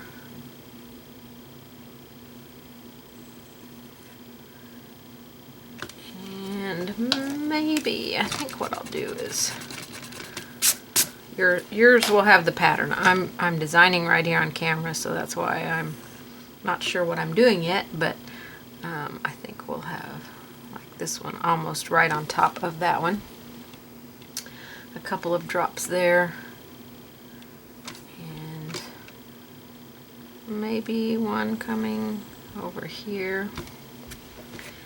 Okay, let's create some highlights up in here first. I'm going to take my white and a little bit of my tomato red, which is our base color, and a little bit of the, that's cad red and tomato red. The three of those colors, a little more white. I want this to be pretty light.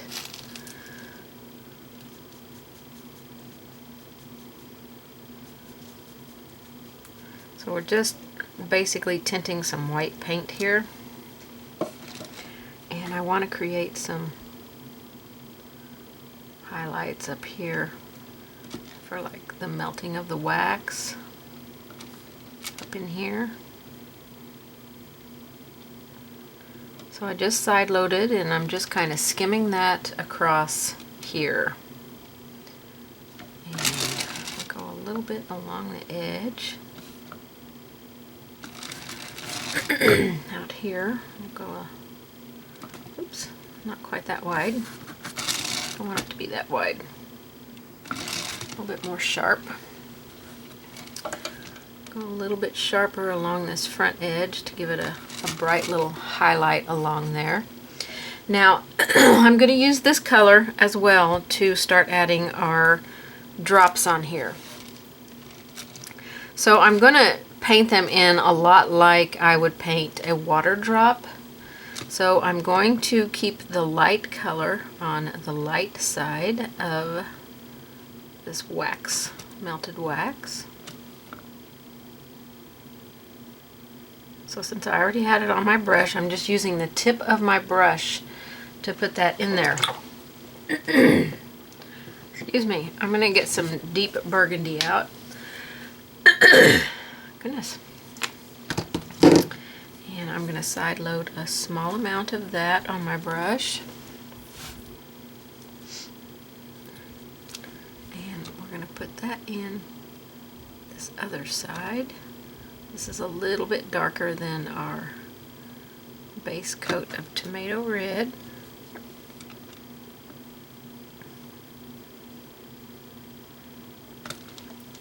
I'm also going to take this color, may not show up on this one, and go underneath it,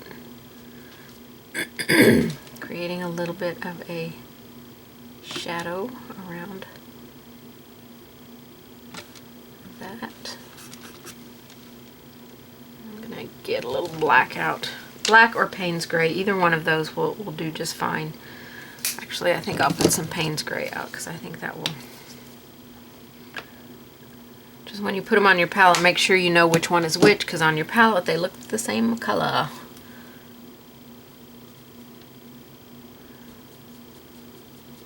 So I'm just mixing a little bit Payne's Gray in there. I come back inside this wax drop here and put a little bit of this color in. Along the left side. Then I'm going to go around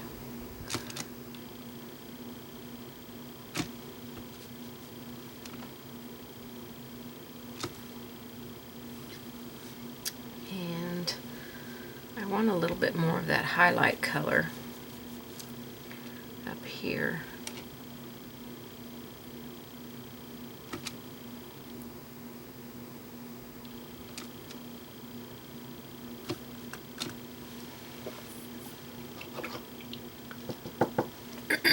Clean my brush off, I had too much paint on it.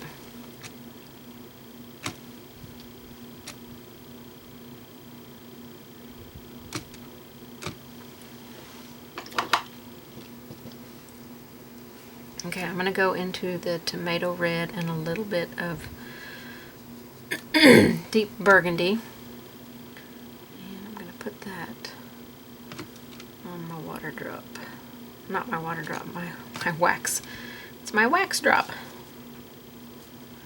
Still need this to come from up here, kind of coming down. If you're having a hard time getting to look a little bit transparent, you can add some glazing medium to your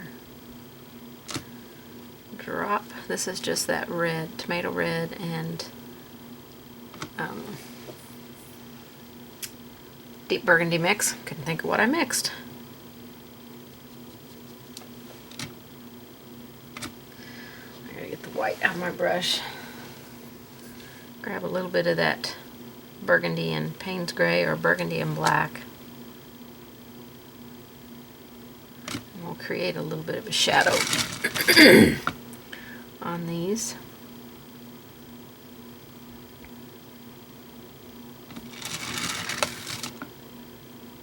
And definitely have to brighten up the highlight. So I'm going to grab my round brush for that.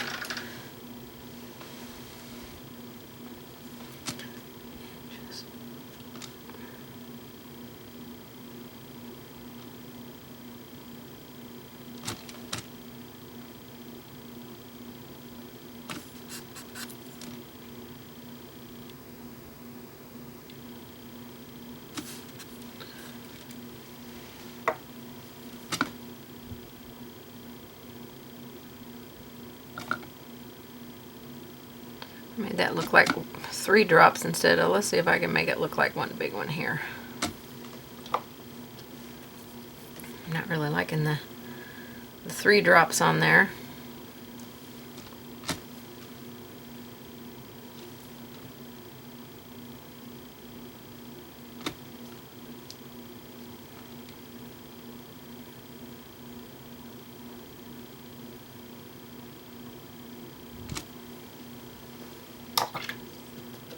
Okay, it needs to definitely have some more form on it, but it needs to definitely have more of the red on it. So I'm going to make a wash of my tomato red and cad orange, or cad red, and put that on here.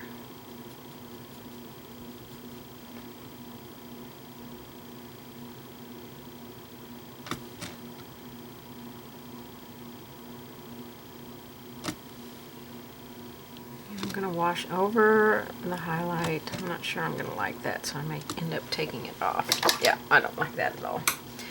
I don't like how these water drops are turning out, so I think I'm going to remove them real quick. I'm going to show you how I'm removing them. That might be helpful to you. I'm just taking my white eraser and very gently erasing that layer of paint that I put on there. Don't scrub. You will go through all of your layers, and you don't want to take off all those beautiful layers that you put on here. So I'm just going to take these layers off and then just wash back over that area with my reds. And I think we're going to just forgo the wax strips. So I'm going to take my tomato and burgundy, deep burgundy, wipe that off, and just kind of blend that in there.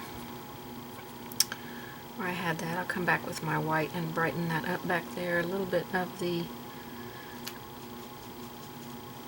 darker mix in there. I have to go back and highlight that edge.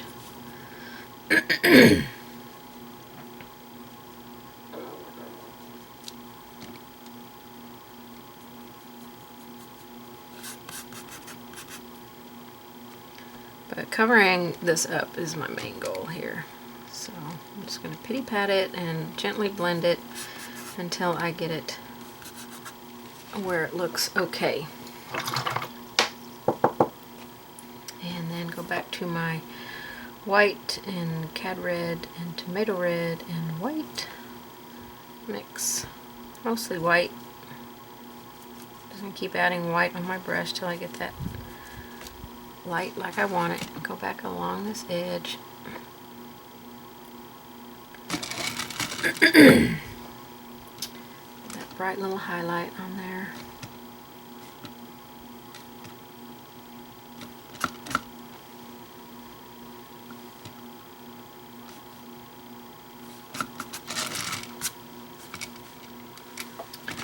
And then while I have it, we'll just brighten up a little bit of this in here. And let's take our small round, our detail liner, and add our wick in here. And it's going to be kind of fat.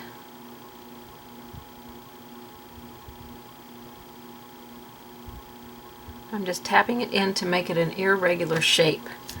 I'm going to pick up a little bit of white, which will mix with that black and make a little bit of a gray mix, and we're just going to come up that wick just a little bit.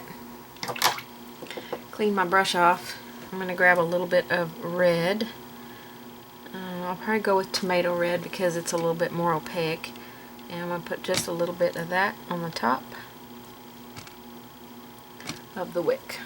And you probably can't see that, you're probably way too far away.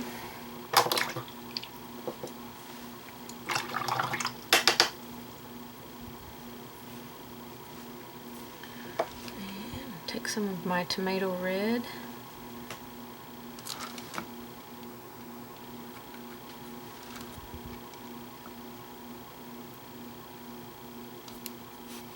Just create some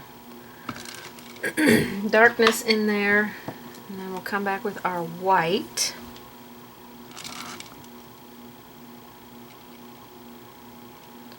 And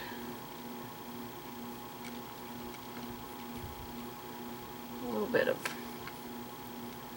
movement stuff up in there. When you're back off from this, ooh, got red in my brush. When you're pulled back away from it, everything will have a much better perspective than what we have right now being up on top of it.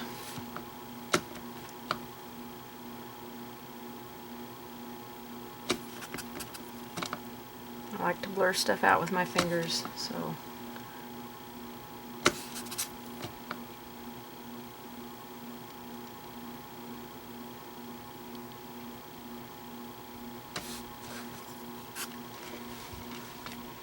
okay, I'm going to take some of this white just a tiny little bit of it, and put a little bit of dry brush highlight down the center right there. Just a scooch of it. I'm going to wide angle out so you can kind of see that a little bit better.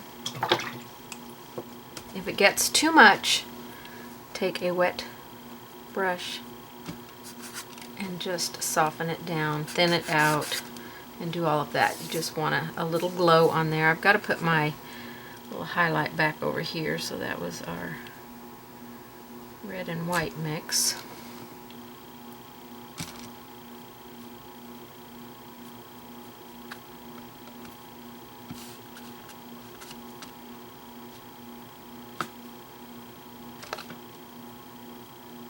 Make sure I get the water edge. I don't have much paint on my brush, so I was having a hard time seeing which edge the water was on, or the paint was on. And then I'm going to take a tiny bit of white and put that out there. So we've got a little bit of a reflection there.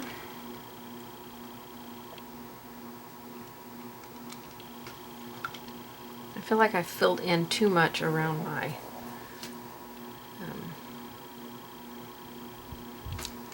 wick up here, so I'm going to take some of my tomato red.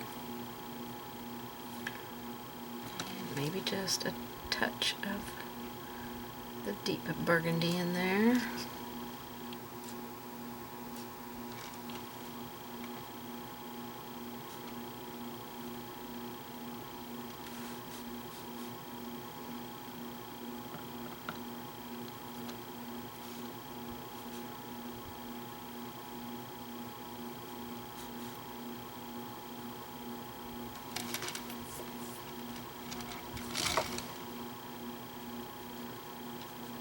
I don't have much on my brush at all. So I'll kind of wash that over it. Okay, let's work on the flame. Okay, the wick we're going to try and keep down here as transparent as we can. So if you have a hard time doing transparent colors with water, you may want to get a some glazing medium. So the wick, or the flame, is going to come down, all the way down into the wick, down like this.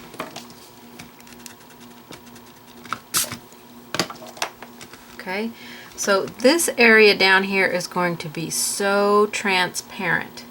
So I'm going to get water in my brush. I'm going to get a tiny little bit of white. I mean, I can't even begin to tell you how small amount of white I have here. Just a small amount. I'm mixing it with some water right here on my brush. And now I'm just going to, I might need just a tiny bit more in there, because that water is keeping that white really soft. We're just going to paint a sheer float of white in here, down at the bottom. Don't make this very dark. This has to stay pretty transparent down here. If you drew your lines in with a dressmaker's pencil, you can go right over those lines and they will disappear. If you've done it with a chalk pencil, or a charcoal pencil, just go up to those lines, but don't get paint in the lines, because once you get paint in the lines, you cannot get the lines out. Okay, so that's pretty transparent. We're going to have it be just a little bit light up here at the top of the candle. Okay, you kind of see where we're going here. I'm going to pick up a little bit of my cad yellow, tiny little bit on my brush, and let it mix with that tiny little bit that's white in there. I've got plenty of water in my brush, so I'm making that super transparent. We can always build on these colors, but we cannot take it away once it's gone. So we're going to do some yellow in here.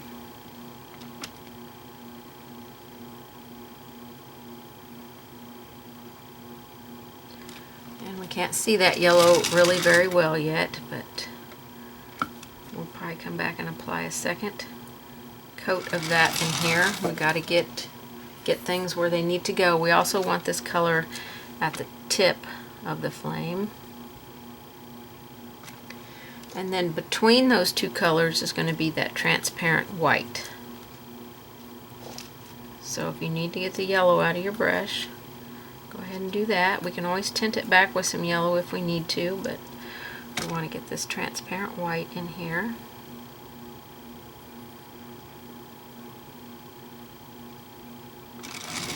Let it kind of blend with that yellow. Oops, it's on camera.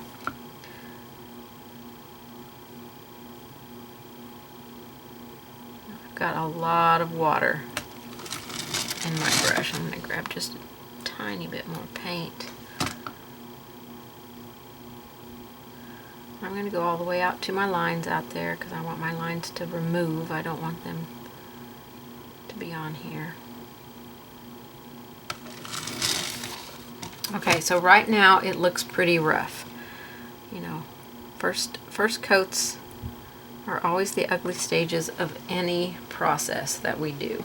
We're going to get that way more opaque at the top and keep it transparent at the bottom because we want that wick to really look like it is on fire.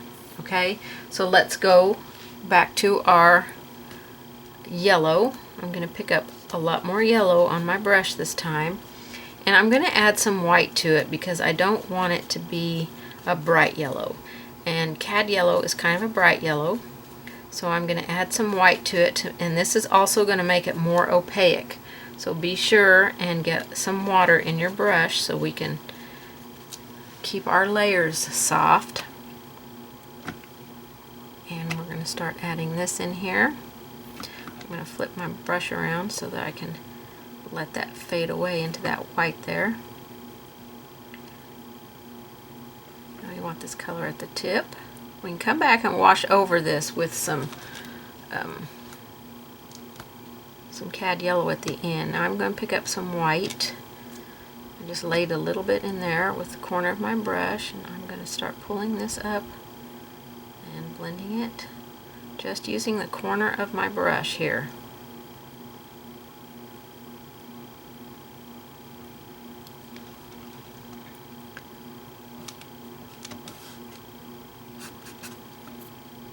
Down the edges just a little bit, but don't let it become a hard line at all.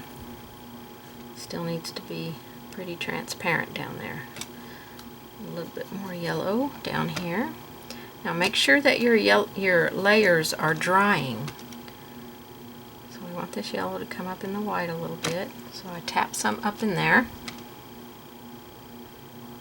Now I'm just going to softly blend that out. I'm using the water edge down here of the brush and just tickling over. I'm just tickling over that line right there, just a little bit, okay? And then adding a little bit more, just a tiny bit at the top. I'm going to wash my brush now and get some white. This is definitely a layering process, so don't get in, you know, a hurry with trying to get this done in one swoop because it won't look right if you do it that way. You want to take your time. And that's still a little wet right there.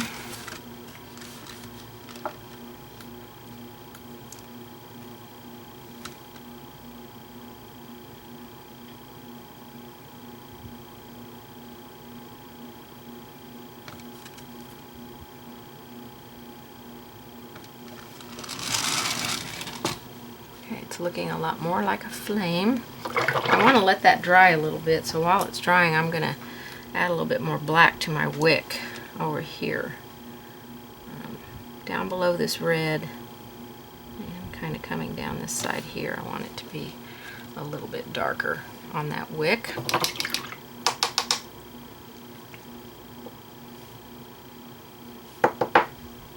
Okay, I need this to be dry. I'm going to let it dry a little bit. While it's drying, we can go work out here on this. Now this is somewhere where you definitely want to use transparent colors. Okay, so we're going to get a little bit of yellow and mix it with some water.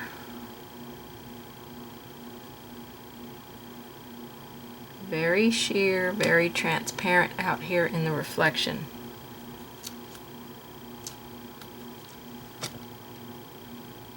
I'm just using cad yellow right now. I'll come back and add a little tiny bit of white to that in a minute. I need that to get good and dry. Okay, let's get some more white in our candle flame. Right through here.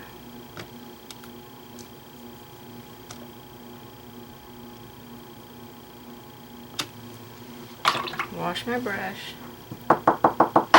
Try to get a lot of the moisture out. And then pick up a little bit of yellow and let it blend in with that white. And then take the water brush and let it soften out down here. Okay? A little bit up here.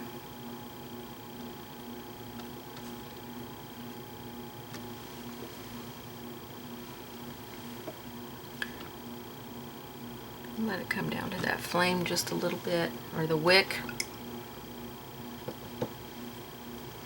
Now if you get this color down here too bright white, then you can just take your background color, the last color that you used in the background, and wash some of that color in.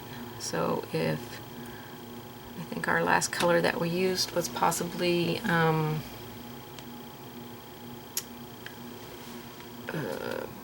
Payne's Gray that we washed back in through here. It was either Payne's Gray or Deep Midnight Blue, whichever one we washed in the background back there. That's the one you want to wash in around down here if you've got it too dark, too bright. So like right through here, and you're still just going to use a wash of paint. I've got my Payne's Gray out. Just going to wash a little bit of that right in through there. Keep it kind of transparent looking. Not on the candle, just in the background, okay?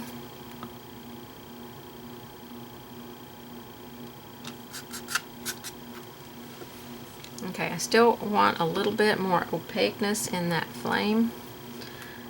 So I'm going to go with my white.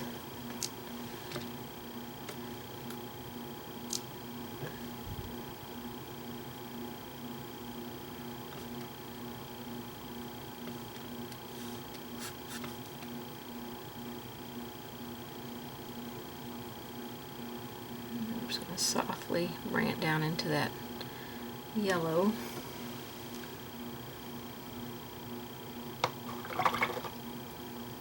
Okay, I think I'm pretty good with the flame. Once we zoom out and look at it, we'll see how it's looking. So this one out here, we're going to use some more of that yellow with some water.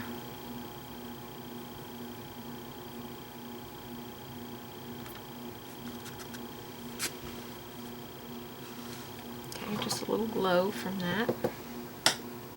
Okay, I'm going to put just a tiny little bit of white in with my yellow here. Lots of water. Put this back here.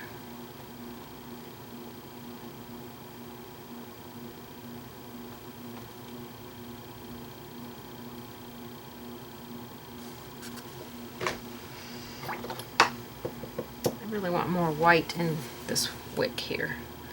So I'm going to take my round brush and just pull some white.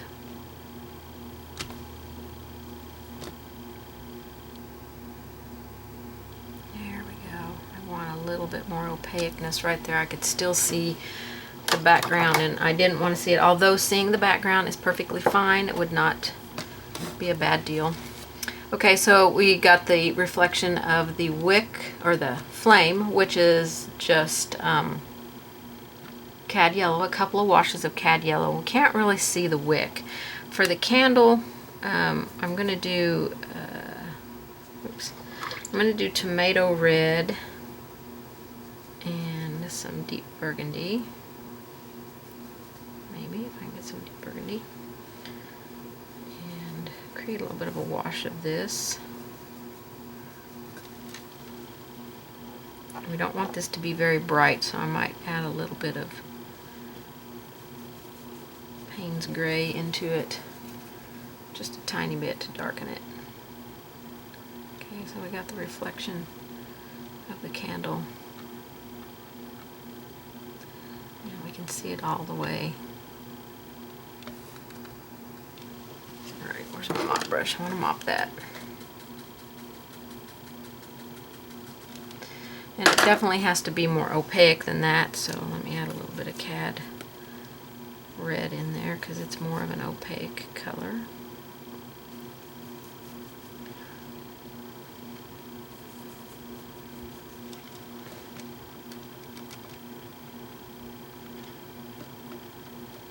We're going to have a little bit of reflection of that flower right there, so I don't want to,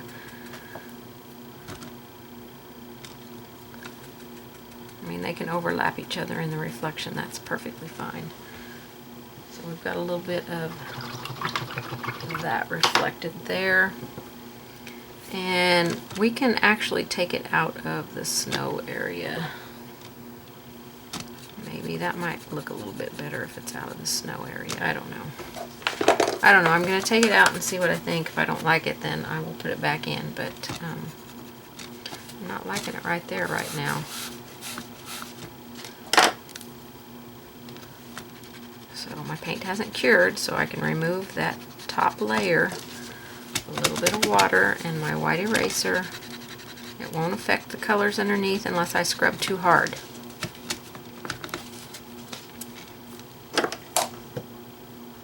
Okay, I think I like that better. Wow, the reflection just working itself out back there.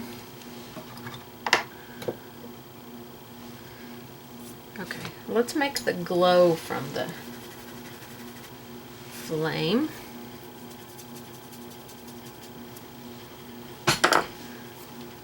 Okay, let's mix some cad yellow on a dry scruffy brush and some white. Mix them together right there. Using a dry scruffy brush, some kind of dry brush that you can be rough with, and maybe a little bit more white.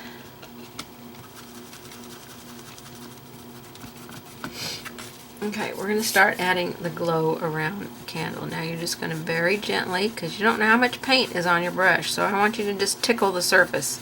Don't get carried away. We're going to start coming out around the candle here, or the flame. And we can make this come out as far as we want. It's also going to be coming out around this reflected one, so I'll do it as well. This is going to go all the way up to the candle. Now I'm going to pick up a little bit of white and work that into my brush. It's still got yellow in there. Still got some yellow in there, so it's just lightening it up a little bit. Again, very, very softly. We are not scrubbing hard unless you can tell that your brush is running out of. I'm going to bring it over onto the wood just a little bit of light going onto the wood.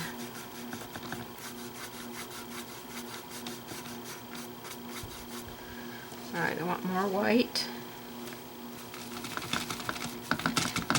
Try and work some of that yellow out of the brush now. Or just get a different brush, whichever works best for you. Still want to try and keep a little bit of transparency on this when we apply it. Very gentle pressure. Bring it out. Bring it up as far as you want it to go. You can come back and wash some yellow or rub some yellow onto this to keep this super soft. We don't want hard lines here.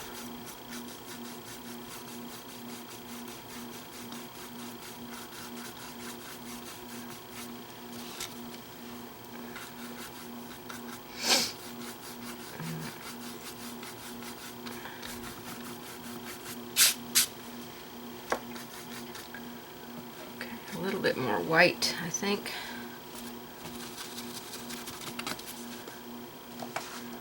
Very gentle pressure. Very, very gentle pressure.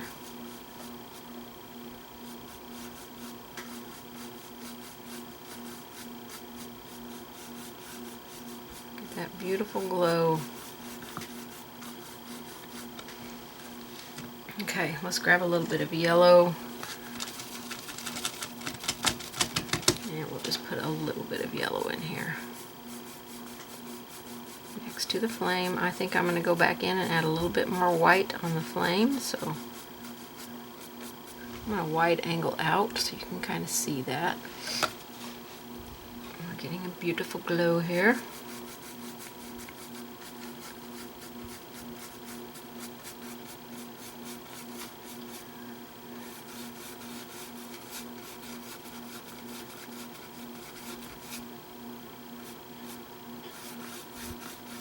We can still see our reflection back there, so we didn't put so much on that we couldn't see our reflection, so be careful with that.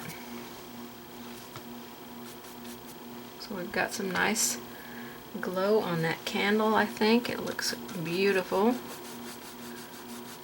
Just put a little bit down here.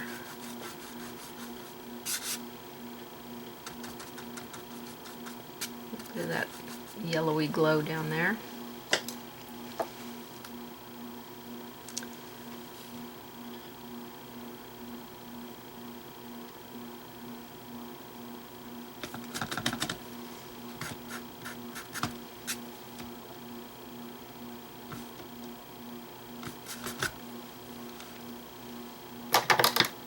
Okay, I'm going to touch up the black in the wick because I really want that wick to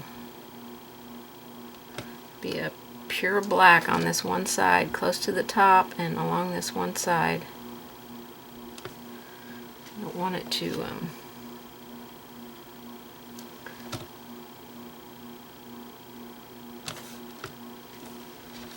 disappear.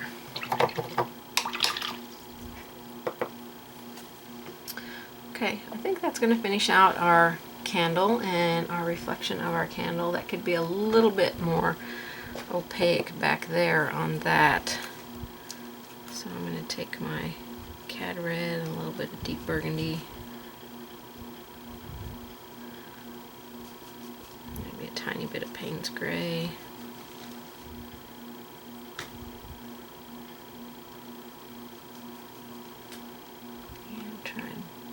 A little bit more color back here. We don't really want to see that hill so much through there, but I mean, we kind of do, we kind of don't, you know what I mean?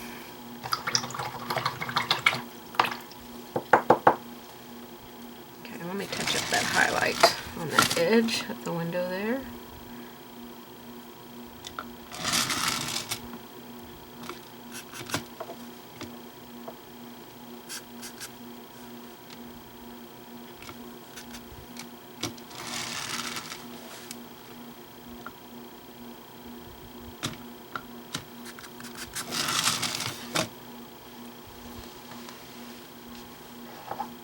Okay, I think our candle looks really good. Brighten up this highlight edge just a scooch.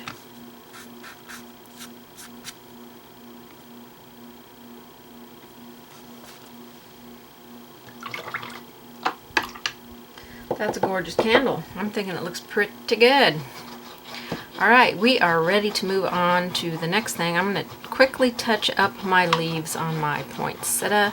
I'm going to show you how to do one of the poinsettia and one of the mints. I'll go off camera and finish the rest because that's going to take a while. We'll come back and work on the berry stuff, and then we'll do the pine cones and then our final shadings on here. So to let me go get those leaves touched up.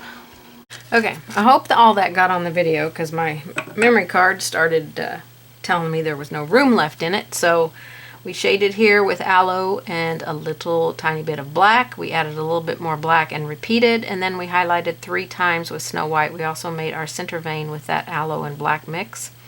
So I want to intensify our vein here. So I'm going to take that aloe and black mix in that dark gray color, or darker green color, and pull out my veins here,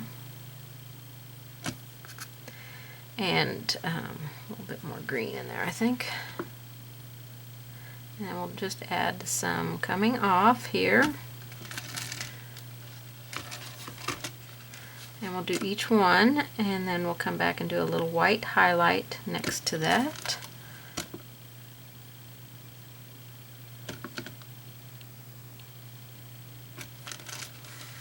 I'm using a small detail liner. This is a 5.0. I'm getting my paint to want to come off my brush right there. Grab a little dot of water.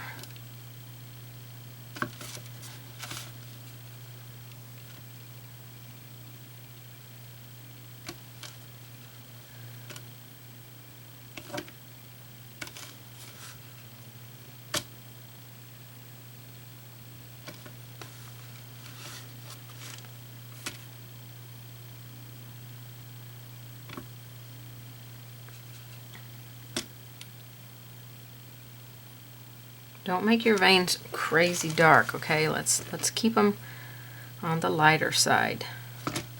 That one is really dark on there, but I'm not going to change it now.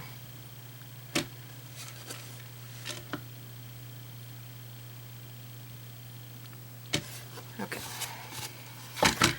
Alright, so with that same brush, I want to just add a little white highlight next to our center vein.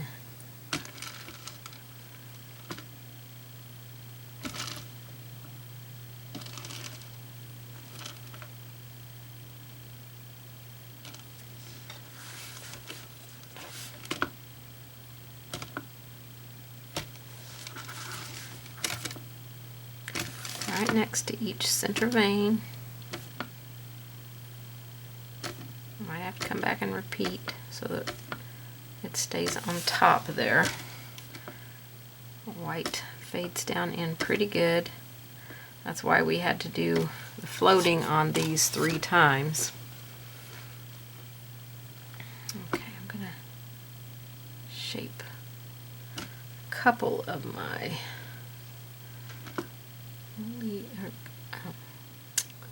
petals with this white.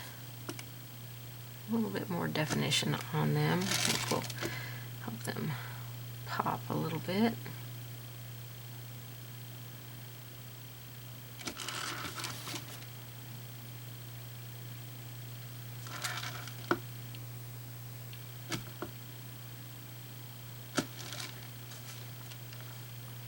Okay, I think that looks much better. Okay, so the next step we're going to do is we are going to dot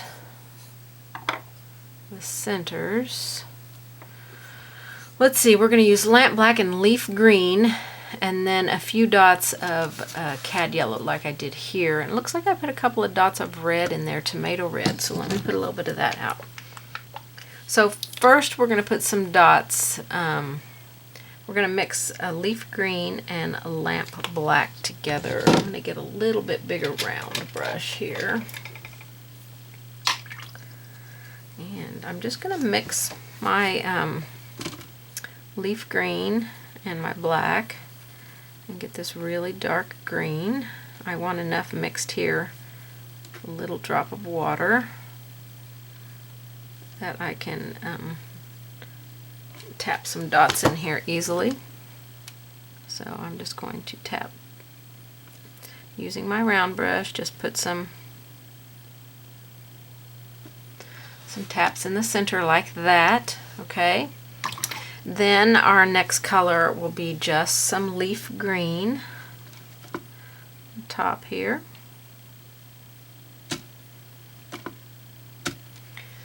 Okay, I'm washing out with each color. We're going to go into some red, and put just a few little red dots in there. And then we'll do a final little dot of cadmium yellow for a little highlight in our centers.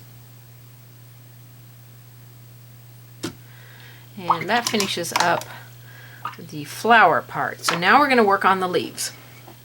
So we're going to shade the leaves with that leaf green and lamp black mix, and I already have some here on my palette because that's what I started the centered dots with. So I'm just going to load, I just loaded my brush up with it. I'm still using this chisel brush. Chisel brush just has a shorter bristles. This is a size 8. I really love these brushes, especially for floating on smaller areas. I don't have to worry about getting long bristles of a longer brush out of the way. Bring that along the edge there a little bit. Tap it a little bit. Whoops. Okay. We're going to add the center vein here with our detail liner in that same mix.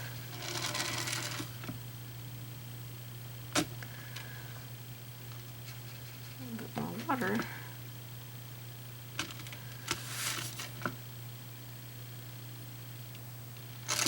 Okay, I'll add some little lines coming off of it. The leaves on a poinsettia look pretty much the same as the petals on a poinsettia. Not a whole lot of difference to, you know, how they look. Okay, we're going to highlight with an equal mix of leaf green and olive green. So when I do that, I just dip into leaf green, and then I dip into olive green. I don't think I got any olive green. And I just brush mix them right here on my brush. Just that really pretty green right there. And we're just going to go on the outside edges of our leaves. And like I said, I painted this a different day. I mean, it's been a long time since I worked on this project, and I thought I'm trying to get things cleaned up for the end of 2020 so I can, you know, have everything done. Okay, then we're going to highlight with just the olive green. I want that to be dry, so let me dry it real quick. And I'll load my brush with just olive green.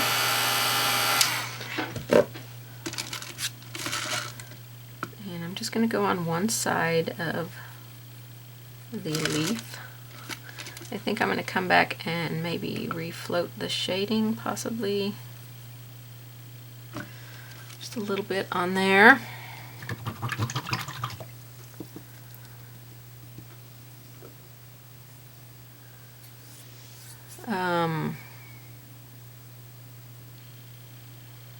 Okay, so now we're going to, I'm going to make sure it's dry. We're going to wash over it.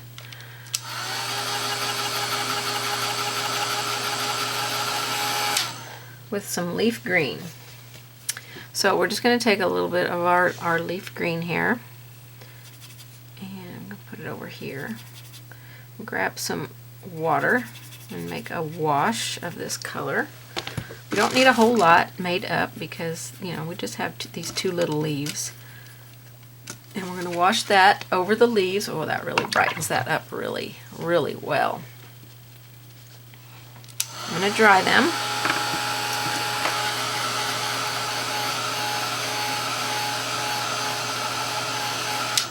We're going to add a little line of olive green right next to our center vein.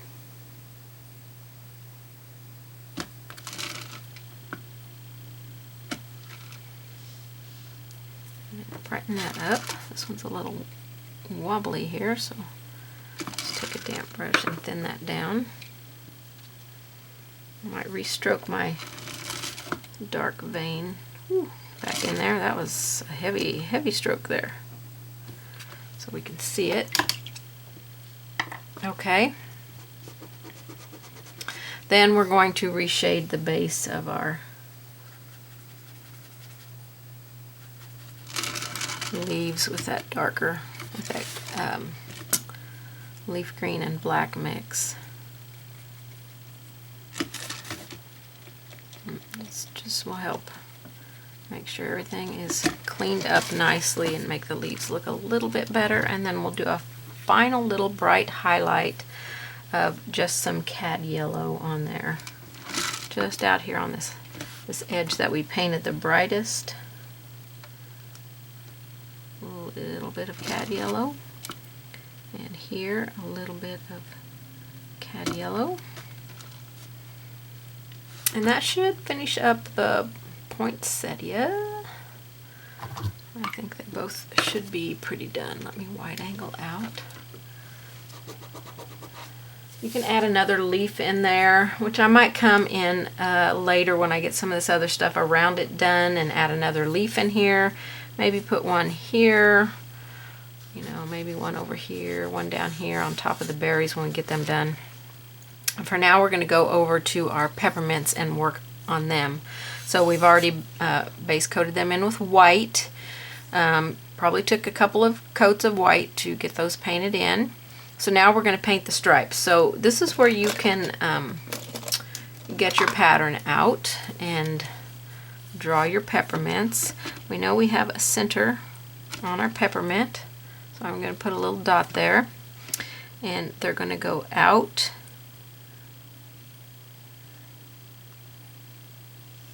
like this,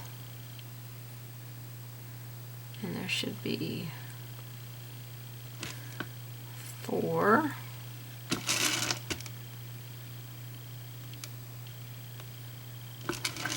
Four little sections like we have here. I just did a pinwheel kind of thing on there, and we're going to paint those pinwheels in with our tomato red, which you should already have on your palette. Then you paint just a little bit, and we'll paint each one of these in. Now we'll take a couple of coats to paint these in. So I'll just do one quick coat here on camera, and then you guys can go, I'll go off camera and do mine.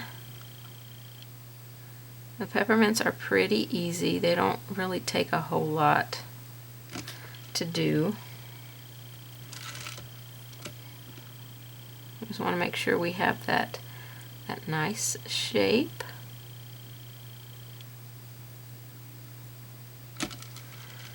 Those four little pinwheel shapes coming from that center.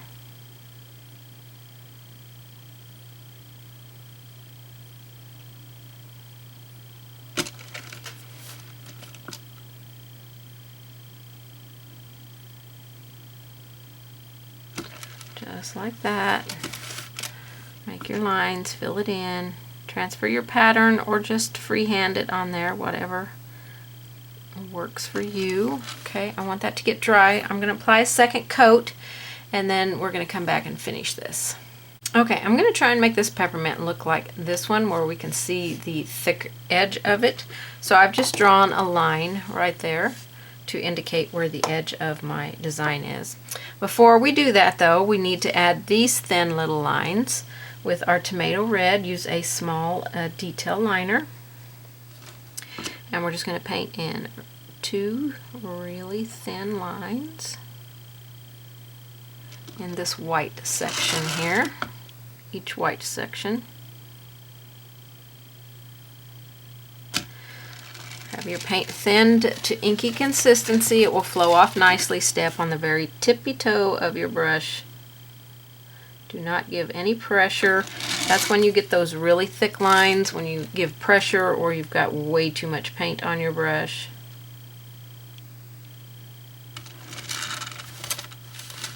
Okay, so there we have our thin little lines on there. So now we want to shade, and our first shading is going to be with burgundy. So we're just going to side load for a float with burgundy. And all the peppermints will be done the same way. These two, obviously you won't see the sides of them, just these two are the sides, so I really wanted to show you how I did this. Okay, so that line that I put on there, I'm going to shade right next to it. Now I'm going to have to be up on the tippy toe of my brush here because that's a really narrow area. Right there. Okay. So while that's drying, I'm going to go along the back of the peppermint.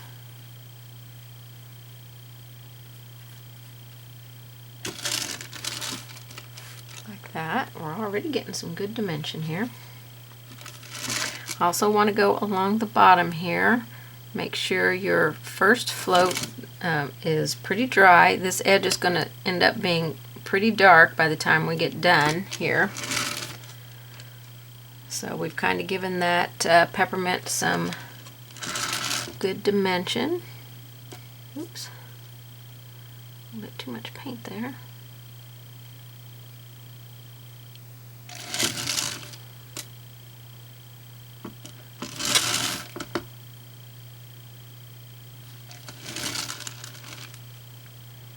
Okay, so I want to repeat that, and we're going to add a tiny little bit of black into our burgundy here. So we're going to take our deep burgundy right here. I'm going to go up here and get a little bit of black. I'm going to offload the black right there and add it to my burgundy. I don't want my peppermints to turn black, so we're just going to use the tiniest amount of black on here, and we're going to refloat along our back edge, and then we're going to do our front again. Right underneath that line, I'm up on the very, very tippy toe of this brush. I'm not laying it flat, I'm just kind of scooting it along, letting a little bit of that paint come off of my brush right there. And I'll go down here and do the bottom. Mix just a tiny bit more here on my brush.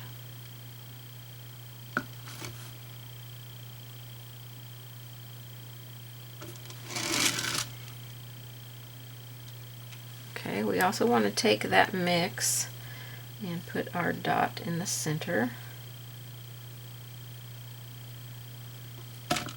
So that's the burgundy with a little bit of lamp black in it.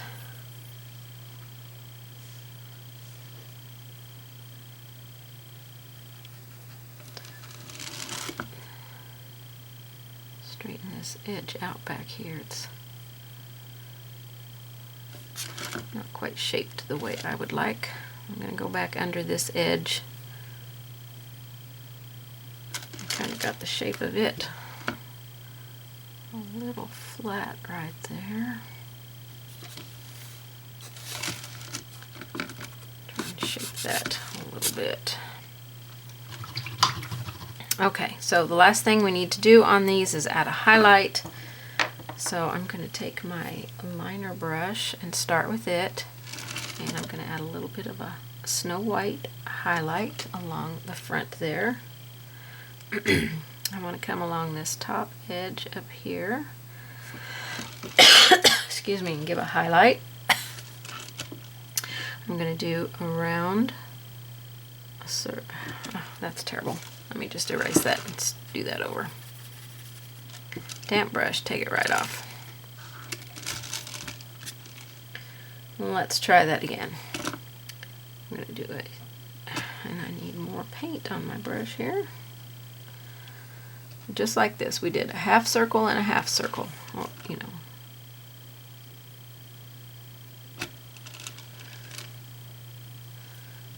That still looks funny right there. It looked very flat. I didn't like that. I'm going to have to re-put my dot in the center.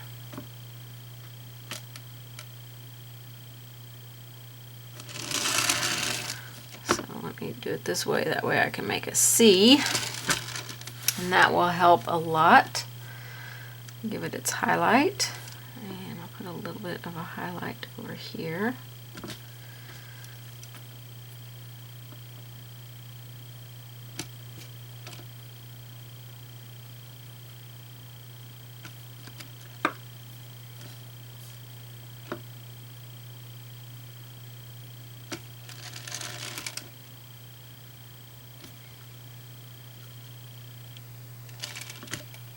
used to using this small of a detail brush. It just does not hold the paint and moisture in like I like.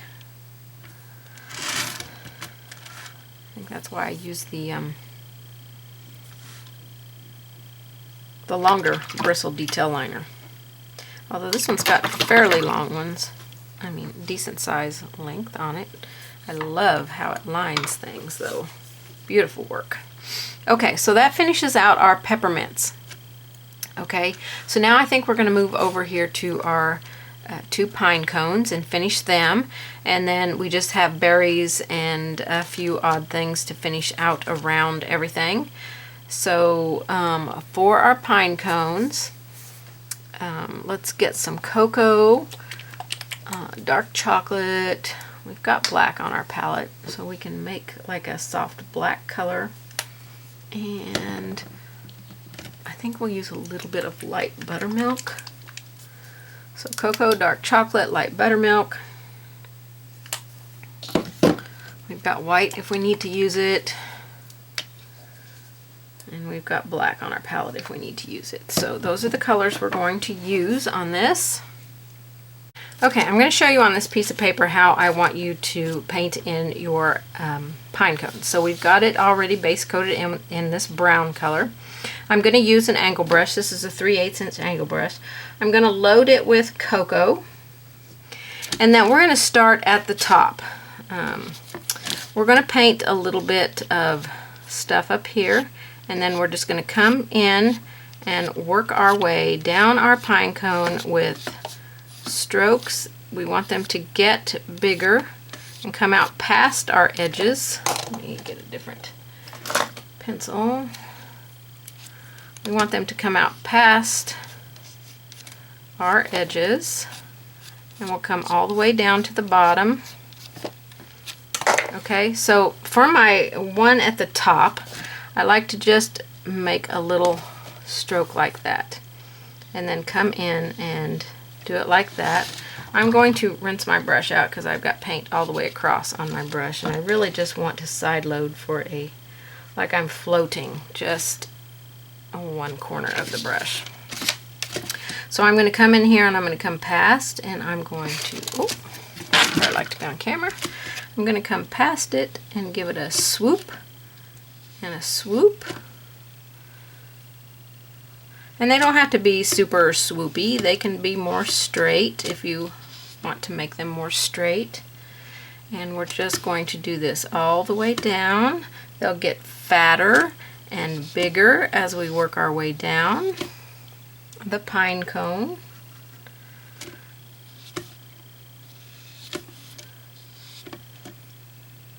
And when you push on the outside edge of the brush, that gives it a little bit more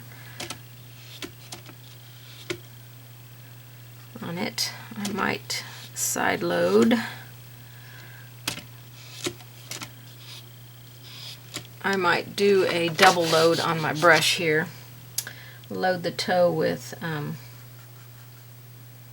cocoa and the heel with chocolate, maybe a tiny little bit of black in there, and that will give it some darkness down inside our pine.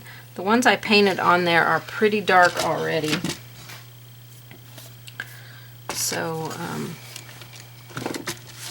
me turn it this way. I'm going to paint, I'm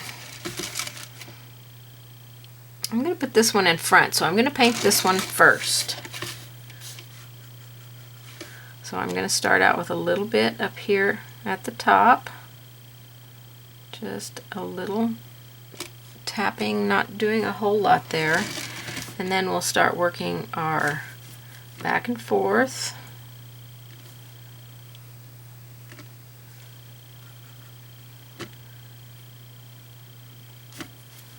And give it that little push out.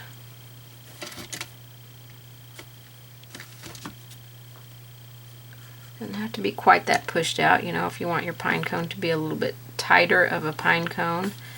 It doesn't have to have that big of a push out there.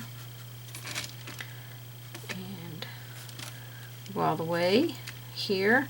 We're going to have the pine cone kind of be behind the candle. So this little edge here is kind of on top, but that's okay. We don't want to put any more on top of the candle though. So that was how we do that. So let's paint this other one in here.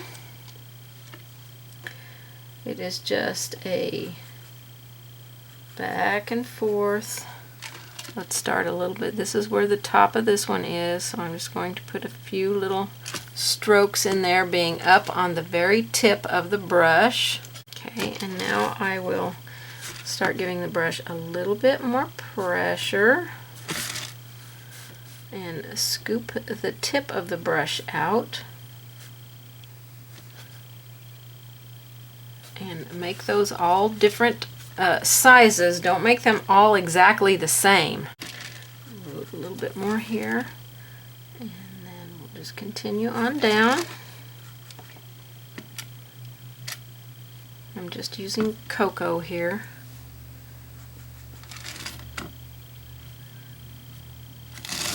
Okay, so this one I want to be on top of this one, so I'm gonna, or in front, so I'm gonna put my last couple of strokes on top of that one. Okay, so that got our pine cones beautifully shaped, I think. I'm gonna, on this one here, I'm gonna bring some strokes around the back side just a little bit, because we'll see some of that. Just a little dabs, some little dabs. Don't try to make those into anything, just some little dabs. We're going to shade on this greenery next to this and define that a little bit more. So that was pretty easy for pine cones. Let me show you again on this paper, because when you're, let me load some paint on here. So when you're painting these strokes in, you're basically you're laying your brush, you're not letting the water edge move, but you're moving the toe, and then you're lifting the water edge. So you're laying it down, turning, and lifting. And you're pushing out with that, the edge that has the paint on it. You're pushing out and lifting the water edge, and you're getting those nice strokes in there. I hope that was helpful there, that little demonstration. Okay, so we did the cocoa on there. Okay, so I want to do just a couple of lighter ones, so I'm going to take my cocoa and buttermilk. I'm going to mix an equal mix here. I want to create just a few brighter tips on some of these, not too overly bright, just a little bit. Definitely need some water. And I'm just going to go along, just,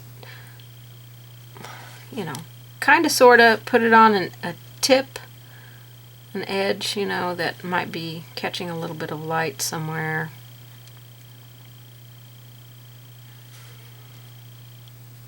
Okay, don't have to do them all, just a few. That's just a small little highlight on there, okay?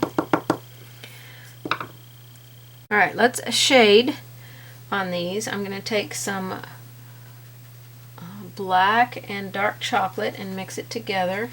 Get a dark brown color.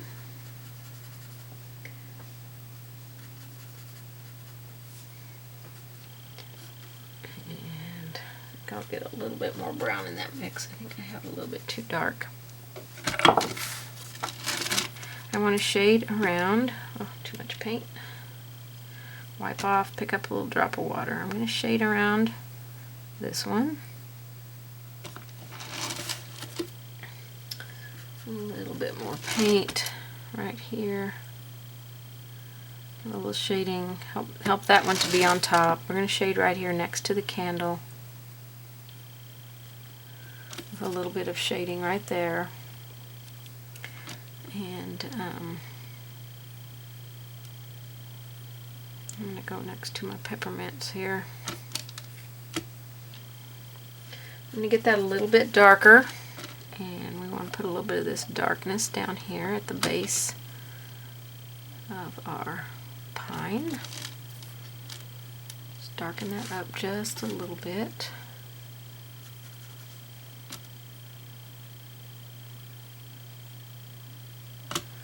I'm going to brighten up that highlight on that peppermint.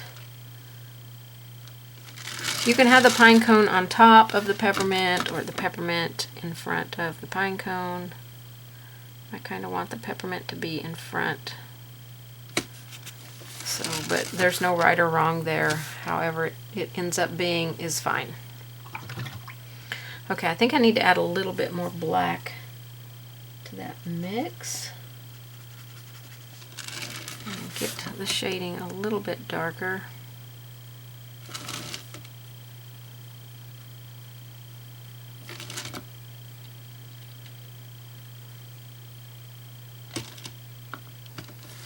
Okay, and I definitely need to brighten up the highlights. So I'm going to take just the light buttermilk, and I'm going to touch this to a few outside edges on here.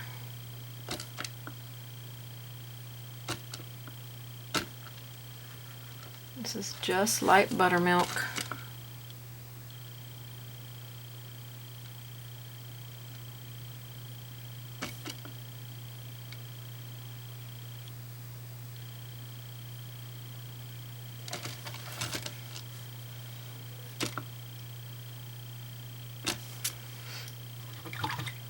Okay.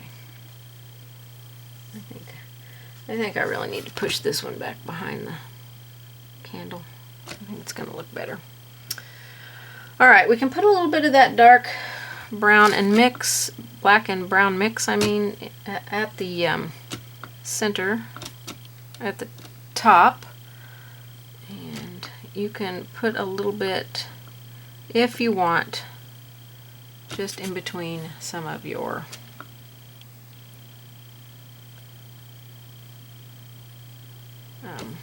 strokes, and I'm just using the very tippy toe of this brush, just kind of gently scooching some float of that mix in there. Not much on my brush, it's really light. So that gives our pine cones, I think the pine cones are pretty done at this point. We can wash over them again with some of the darker color to shade them just a little bit if we need to. We might just go with some of that brown. I want to make sure my pine cones look brown.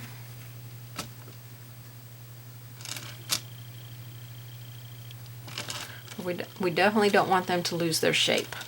So make sure they retain their nice pine cone shape. Lots of ways that you can do pine cones. You can do them with a round brush. Just play around with your brushes and work on that and create something that's a lot of fun.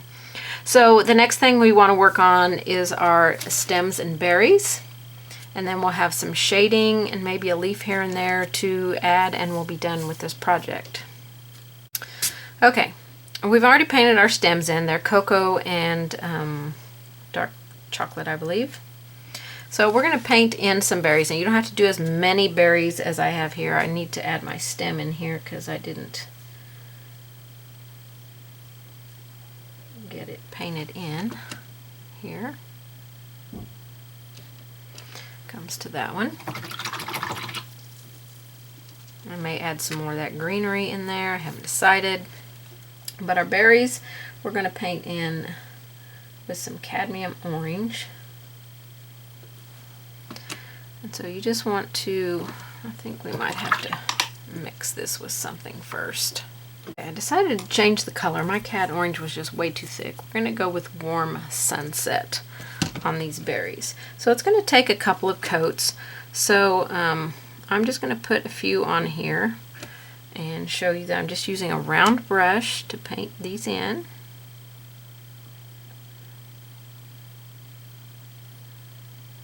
And of course your pattern will have the placement right. Right now I'm just creating as I design this. So yours will be how I paint it here.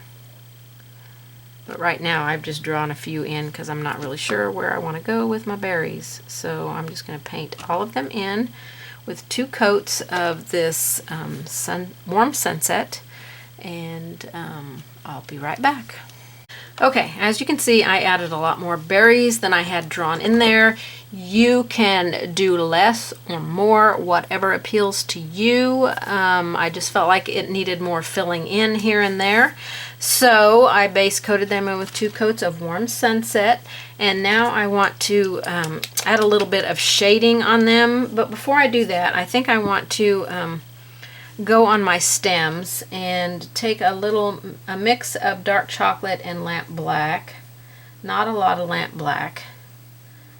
Just darken that brown a little bit, and I want to pull some of this dark color where the stems kind of go behind some of this stuff, and we'll add just a tiny little bit of highlight. This won't be real noticeable in the end, but every little aspect that you can add on here is definitely going to help. I'm going to put a little bit of cocoa out because I see a couple places I forgot to paint a stem in.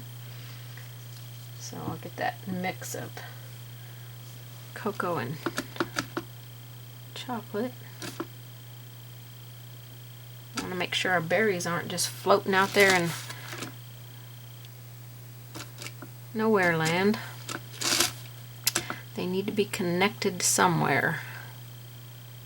This one is connected here, but we can't really tell.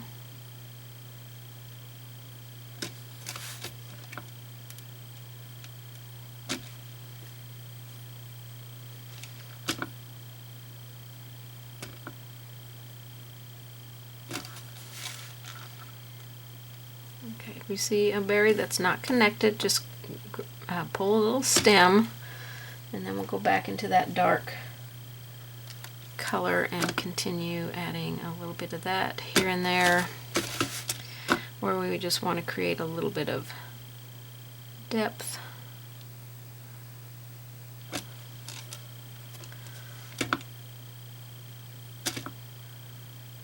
And then we'll do the same thing and just put a few little strokes of cocoa in here. And we won't use a whole lot of that because there's not a whole lot of places where the stems are sticking out real far, you know, where you can see a lot of the stem.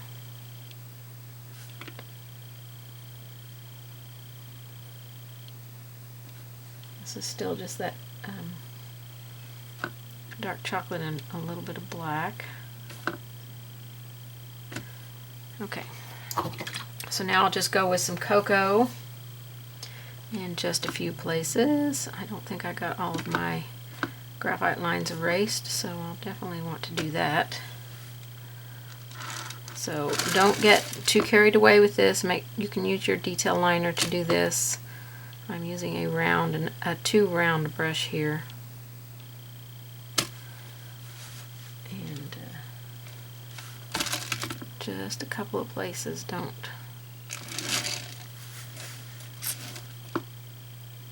where we can probably just see the majority of the stem.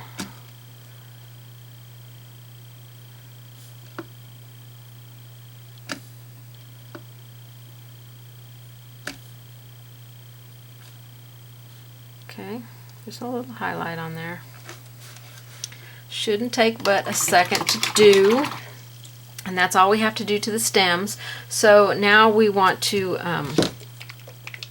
shade on our berries. I know it's a lot of berries and you're thinking, oh my gosh, I don't want to shade all of those. So I'm gonna show you 2 ways that you can do it. One, you can dampen your berry with a little bit of water. I would have 2 brushes handy to do this, and then take a round brush and come along that edge and just kind of let it go up into the berry a little bit. Or you can take a small angle brush. A 1/4 inch would work really well on this size berry and float on one edge of the berry. I am going to use my angle brush and actually float, but you do whatever works best for you. So we want to put cad red on one side of all of our berries. And we probably will have to repeat this.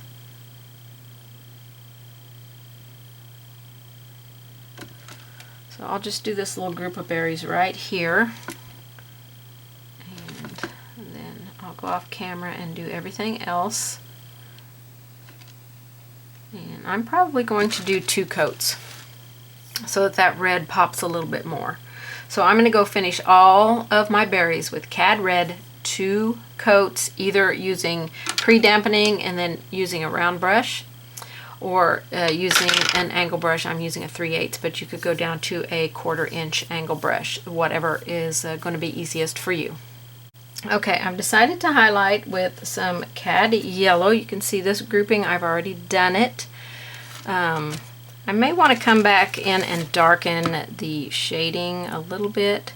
So again, you can do this with a round brush or a angle brush, whatever you would like to do. I'm going to do every single one of them. I'm just going to do 1 coat and see how I like it. I may put a 2nd coat on here, but I'm planning on putting a little dot of a white highlight.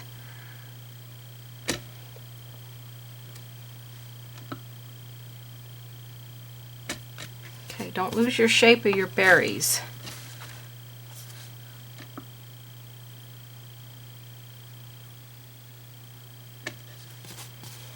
Okay, so that little pop of yellow on there I think is going to be really nice. So let's do all of them with a highlight of cadmium yellow.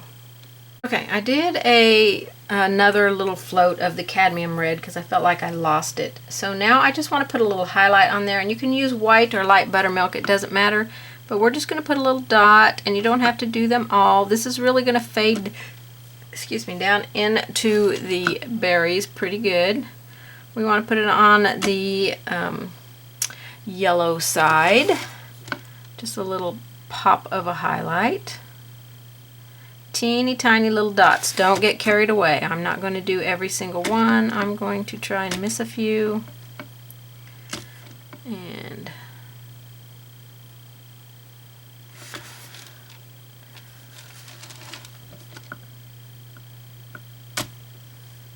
I don't have very much paint at all on my brush, so I'm leaving just the tiniest of highlights on here.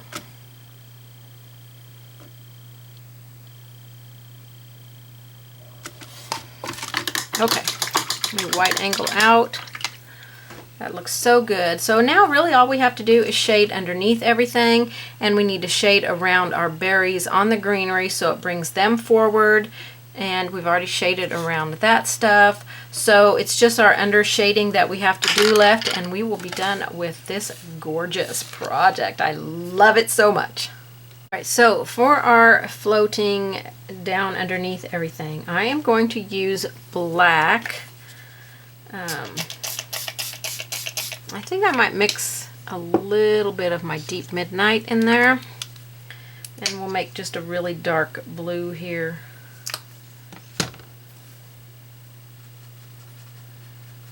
I'm going to get a little bit bigger angle brush. I think 3/8 is not going to work for me.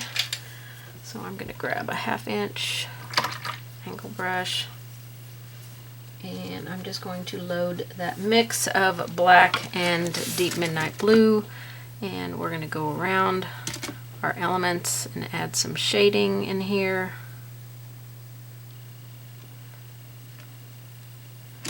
We want everything to be set underneath.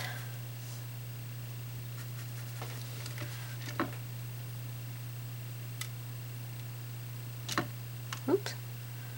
Stay off your berries.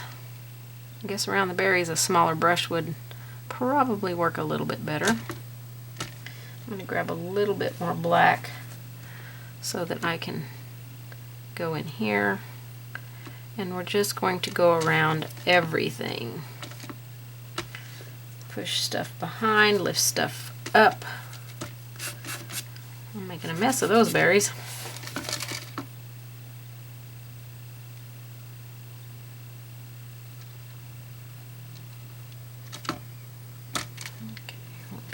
water. I might have to go back to my 3/8 inch because I feel like I'm not getting as good control as I would like here.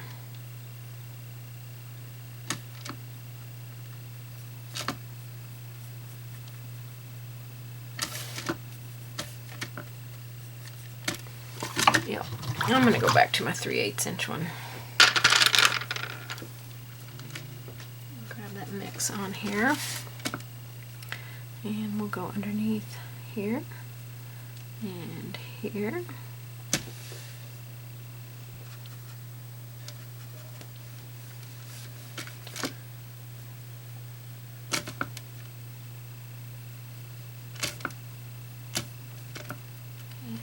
Here underneath this a little bit over here, not too much. I definitely want it darker back here next to this candle. This is going to be the deepest area here, so I'll put a little bit more in there.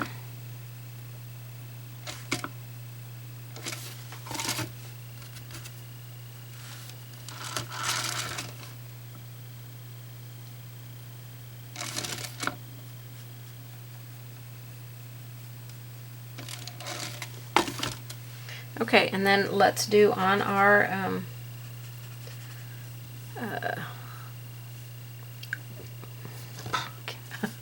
greenery back here. I could not think of that word for nothing. We just want to do on our greenery, we're going to mix leaf green and black to make a dark green, like a black green color. We want it really dark. And then we'll go around our berries with some of this. Make those berries look lifted up. Go around our pine cones. With this, I'm just tapping around it. I'm not doing a traditional float here. And around all this stuff.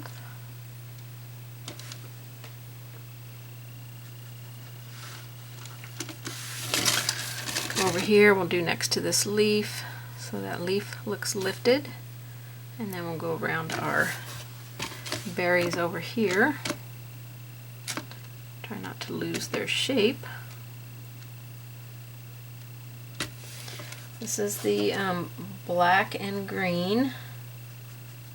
Really, really dark green here. And if you've got a couple of berries that are shaped not quite like you like, that is a good way to shape them up when you shade around them on this greenery here. And I'm going to do a little bit here. Kind of shade back in these areas.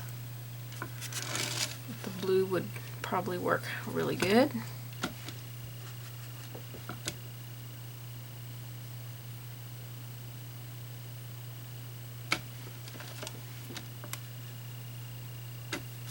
Just create your darkest areas here. Go around my peppermint here. I think I'll go on the peppermint just a little bit, just to give them a little bit more of a shadow. Make sure I don't mess up the shape here.